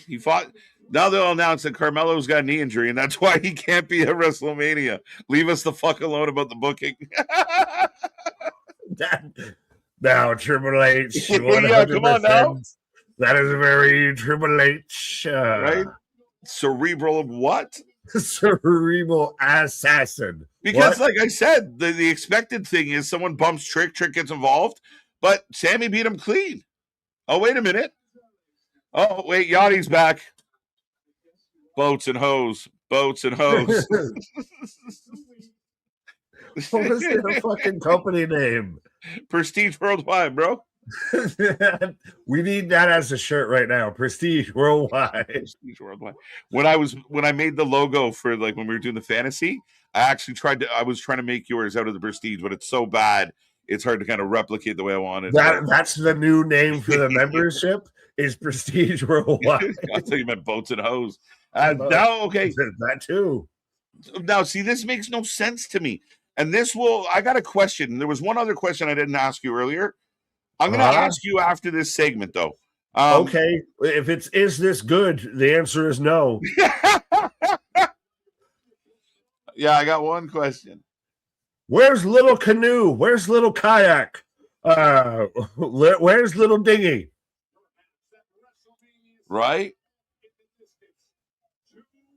You didn't need this to put even trick on this. The definition of tonight's episode of SmackDown was ho hum when it should have been hi ho. And again, I mean, it's such a weird episode. I don't even know. Bad. Just call it what it is. Bad. Not good. Not good. I don't think it was. There was stuff I Monday didn't. Night I Raw didn't like dog walked much. this episode of SmackDown. Monday Night What, Raw dog walked this episode. Tuesday at least took it for a stroll. Dynamite, It's on Judas par with in my Dynamite. mind. Yeah, But I mean, Dynamite, I felt very disappointed. SmackDown, I kind of feel like everything they did was kind of not great. Everything was just kind of not it. Like slightly not it. whatever Just a it little outside. is, that ain't it. It's like the whole show. Now, I feel more positive about the Pat stuff than a lot of people. Though I have, like, if it doesn't go anywhere productive, it's stupid. But there feels like there's something afoot, and it intrigues me. It does. I'm okay. But a lot Is of the that things because he's a former punter, so something must be afoot? be afoot. Well played. Yeah. But That's better played than anything they did with that whole fucking segment. But I just don't. Like I run back the show, like Howdy and fucking Solo and the Thomas shit. A lot of like the fucking Kit Wilson, like there was nothing. Yeah, I love that Masterpiece song. Make him say, na na na na. KJ trying to stay positive. No, because not sorry. This was ass. This was a 2-pack of ass out here. So bad, trash, hot tour. We take a rating out of 10 for every single show. Get in the chat. Let us know what you rate this show out of 10. Nick and I will click through for a little bit before we pack up and head out for tonight and get ready for Stand and Deliver tomorrow. As it stands now, still 12 matches for WrestleMania over 2 nights. More to come. But, I guess based on my kind of laissez-faire feeling, even though I did kind of like the Pat thing, kind of not sure, I'm going to give the show a 6. It's like the worst SmackDown of the year. Well, that is laissez-faire for you. Are you a fruchador? Are you feeling all right there? Like nothing was great. Like none of them, like even the good match, like the main event match, Carmelo Sammy was okay. Well, and then the ending was terrible to all of that. So we ended it with Trick flexing with Lil Yachty in the corner. And I swear to God, that's not a fever dream. That's not a 2K26 universe thing. That's what actually happened. Like, didn't we learn from our past? And we're destined to repeat it? Yeah. I feel... did we not learn from Travis Scott? You're laissez-faire, and I'm frankly, Scarlett, don't care with this. I'm at like a 4. Like this was just a bad show of wrestling tonight. Like we had better conversations, poking fun at it, talking about everything else than anything that was happening. We didn't talk about that much action that happened, and I feel like I missed all of nothing. Because that's what happened. Bad show, 4. Sammy the crowd killer. Listen, so here was the question I had for you, and I'll give it to the chat as well. Everyone kind of seems like they're in the wrong spot at the moment. Is it a fact of like, is WWE lost the pulse of their own audience? Like, Trick, why did Trick jump Sammy at the end of the night when you did this big thing? I just said it. Tonight was Trick's big, I'm a babyface superstar, love me moment. But then he goes heel at the end of the night, right? Like he jumped Sammy. Sammy, who the people are booing, is now getting jumped when he should be the jumper. Like the way they wrote that show with the whole Trick segment earlier is Trick should have gotten in the ring with Yachty, and Sammy kicked him right in the head. And then they boo him more. But Randy's getting cheered, Cody's getting booed. Roman and Punk are kind of on their own planet because that is just let the fans figure it out. But there's a lot of like the stuff the fans are cheering, kind of leaning booking wise one way. Like, is the writing team not sure what a heel or a babyface is? What are we doing? They have an idea for what the plan is on Raw. They don't on SmackDown. I thought they did. I tried to make the case of oh, they know, so they're going to lean into it. And then they lean so far the other way. I'm like, oh no, they really think that they are going to do something here. It is very much MDB. Miss me with this a little bit, but this is you have the ball on the goal line and you decide to pass it instead of just run the ball in the end zone here, and you're wondering why it got picked off. They don't know what the true end game or what the clear direction is on SmackDown. I feel they have a lot of really cool parts. Jacob and Drew, really cool part. Trick, Randy, Cody. They don't know how to. It is nowhere near what they're doing on Monday Night Raw, I feel. But SmackDown's been the better show a lot of the weeks. But they've wandered off into the fucking great beyond with this one. They just is it like the new writer roundabout? Do we need Road Dogg to come back? What is happening now? Road Dogg was the answer. Who let the dog out? All of this creative, right? Who let the dog out? Can we get him back? What is going on? Oh, you didn't know? Your ass better call somebody. But it was just so weird to me because, like I said, it was so big and baby face, and I said it. They put Trick with Little Yachty, and you're supposed to get that pop, and they were getting that pop, and they get bonus Pyro. And Sammy comes out and they boom. Okay, they're going to dig into this now. And then the night comes to an end and they don't dig into it. They just go about business. Well, you even said, might have been tongue-in-cheek, but pause, of worst SmackDown of 2026. I think this has been, especially on the WrestleMania build, this has been the biggest gap between the two shows. Of one knows where they're going, the others just along for the ride. Yeah, I mean, again, and I think if a couple of people said Dynamite was better. I think I gave Dynamite like a 4.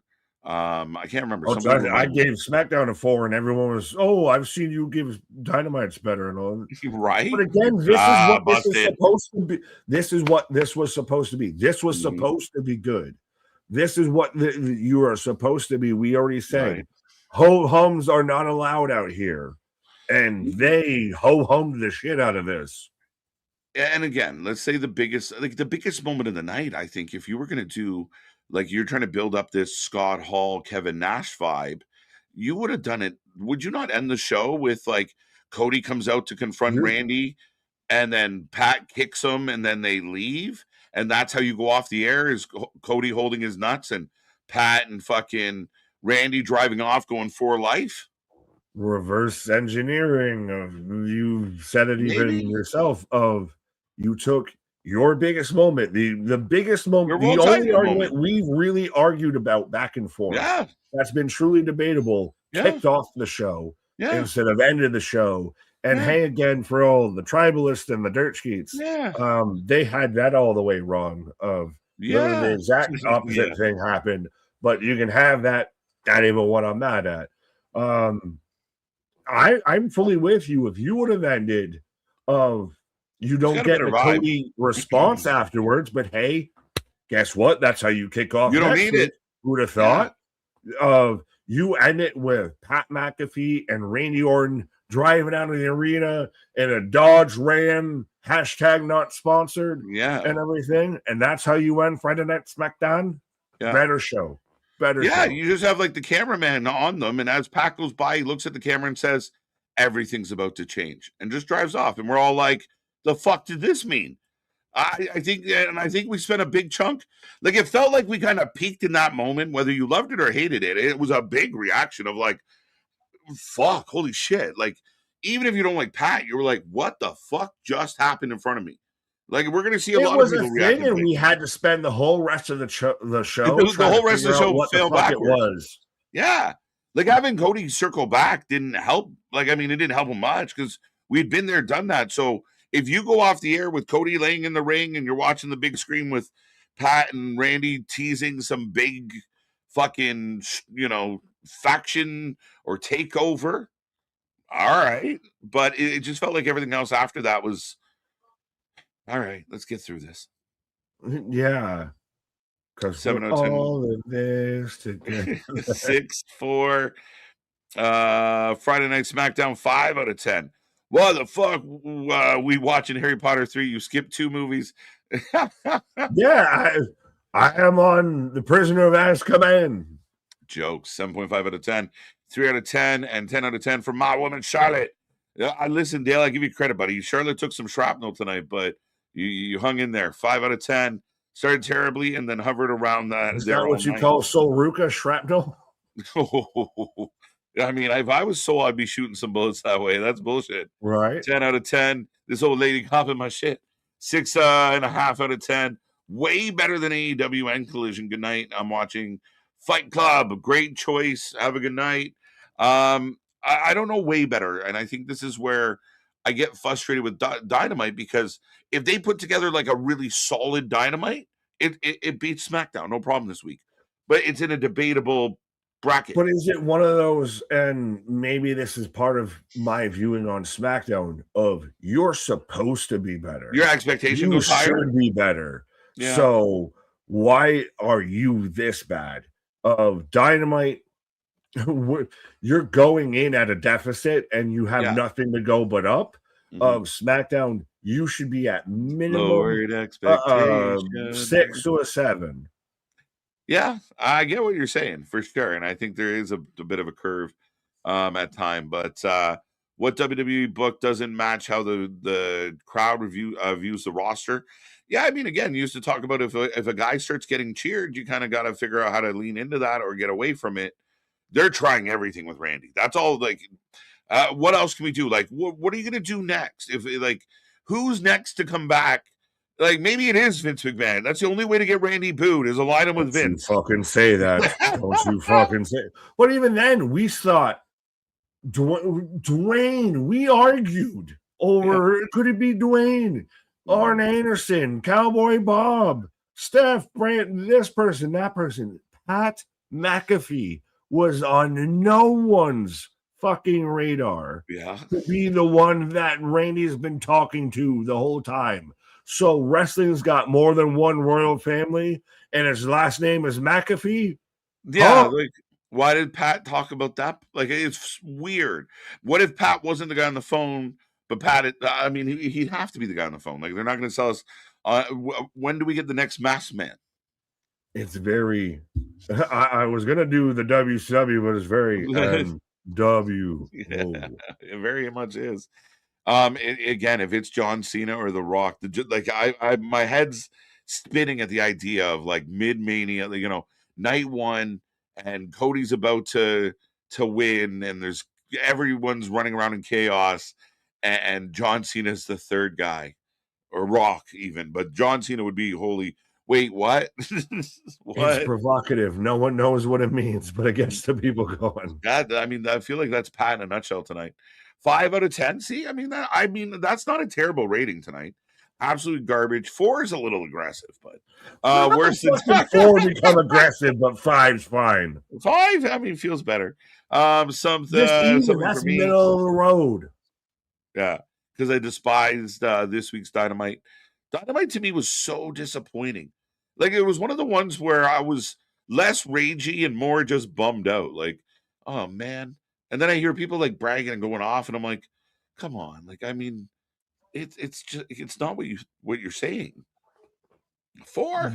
Doing what we've done for now 4+ years or so and everything, and seeing the tides as they turn on Twitter, you can always tell.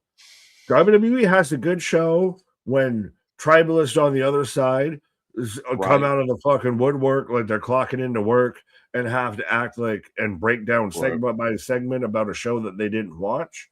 And you can very much gauge that truly a Dynamite wasn't that great when even those same tribalists are mum's the word about most of it. They'll maybe bring up one segment or a moment or anything around it peripherally, but they won't talk about how great the show is. Oh my God, you missed the greatest show of all time. No. Right. Be careful, Nick. You're going to upset the WWE tribalists. Dun, dun, dun. You can have 7 out of 10. Let's go. Dynamite was not better. Dynamite was really bad. I don't think it was worse than this. You took the words out of my mouth. I'm not saying no one said it was better, but was it worse? I gave Dynamite a 4. I gave SmackDown a 6. Dynamite was worse. Dynamite had nothing. Dynamite was old fucking rotten what is bones with no worse meat on it. of you expect nothing and receive nothing versus you expect something and receive nothing? I can't let him off the hook. You sucked, but I expected you to suck, so you get an 8. Like it sucked. I'm not even saying it is an 8, but I mean, far me going around the wayside here of you gave me nothing, I expected nothing versus I expected something, we're heading towards, so you gave me nothing. With us heading towards Dynasty and we're 3 weeks removed from Revolution, I think the fans are all expecting something. And since Revolution, every Dynamite has gradually gotten worse. Like nothing's connecting, nothing's making sense. I'm not even overly excited about the stories they're building for Dynasty. Yes, as always, the matches will probably turn out pretty good, but the build to Dynasty has been a fucking mess. And yeah, this week, like I said, 4 out of 10 from Dynamite, 6 out of 10 to SmackDown. SmackDown wasn't great, but there was more to take away from it than there was with Dynamite. More I want to give away. Welcome to AEW, where the pay-per-views matter and the shows don't really. The way Cody was after the promo just got him to cut a promo at Mania, then roll him up. Now he can't breathe anymore. New champ. There you go. Right? Let's go with a finger poke of doom. Cody's the third man. He gives the belt to Randy. 4 to 10 is absurd. The MDB's not happy. Get motion sickness sitting still? Because I think that would be the case if that happened. Right. 6 out of 10. You get the spins for no reason. I'm feeling dizzy. Are you feeling it now, Mr. Krabs? Jose caught that. That's jokes, Jose. Good to hear, my guy. Yeah. Good times. Lowered expectations. I miss that shit. Randy and Pat McAfee leaving the truck would have been a better ending for sure. 4 is mad aggressive, KJ. 4, wait, why are you yelling at me? Or wait, who? What? Why did you say fuck me for? What did you say fuck me for? I think I said 6. Or are you just telling me I agree, MDB. That's ridiculous. Like, I'm with you. Well, I like the double entendre of why you say fuck me for, as I gave it a 4. The double 4s there. This one's for you. 4 Nick's 4 can kiss my ass. What is a Cody Rhodes promo? You don't have to worry if he's the son of Dusty Rhodes. He's a son of a plumber out there. It's hard times out there, baby. When you got to take on Pat McAfee and you got to take on the Viper Randy Orton, it's hard times out there, baby. Yeah, absolutely. Hashtag Vertigo. 5 from Jerome. I think that's my astrology sign. Right? Triple H absolutely furious at you for not having Carmelo Hayes on Mania. Now, wait for it, guys. There's gonna be a report. Carmelo Hayes hurt his knee, can't go. I'm telling you, they're gonna. Carmelo's got a knee injury, can't wrestle at Mania. So you get off your back. Or we still got a week to go because still. Get him back in. Gotten none of these IWC announced SRS Dave Meltzer already official signed like a referee whistle matches of Julia taking on Tiffany Stratton for the U.S. title. Io versus Kairi Sane versus Asuka. We've still got all the dirt sheet matches that still need to be announced. We didn't even see Tiff tonight, did we? No, in any way, shape, or form.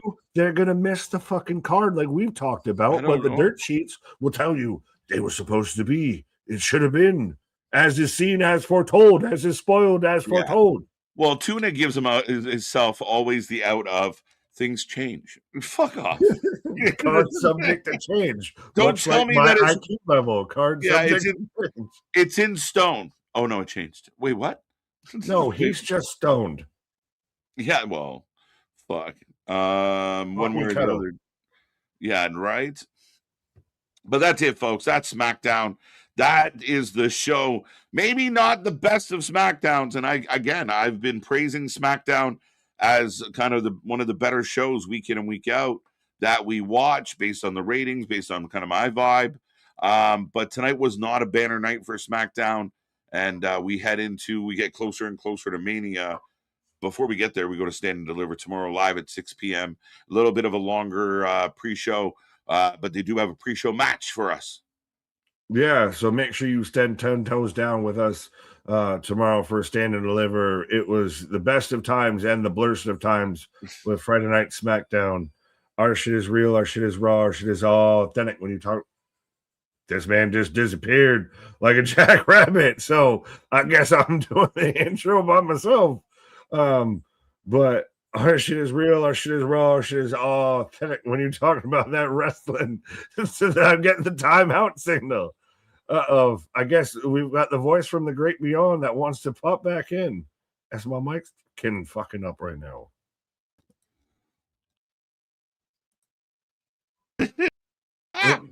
What just happened? I don't know. It just poof. Pat McAfee showed up and kicked you in the balls. That's what happened. Right? They're coming after me, folks. I'm out. I'm sick of this. I thought you were. They're trying to silence KJ from being a wrestling truther out there. Well, on that wonderful note, sorry to interrupt the outro, but good night, everybody. That was fun. Yeah, our shit is real, our shit is raw, our shit is all authentic. You can tell we're live, but when you're talking about that wrestling, you better put that for life with it. It might be proof that I'm AI after all now. I'm glitching That's out. my gimmick. That's my gimmick. It's your gimmick. But see you on the flip side. Come back tomorrow.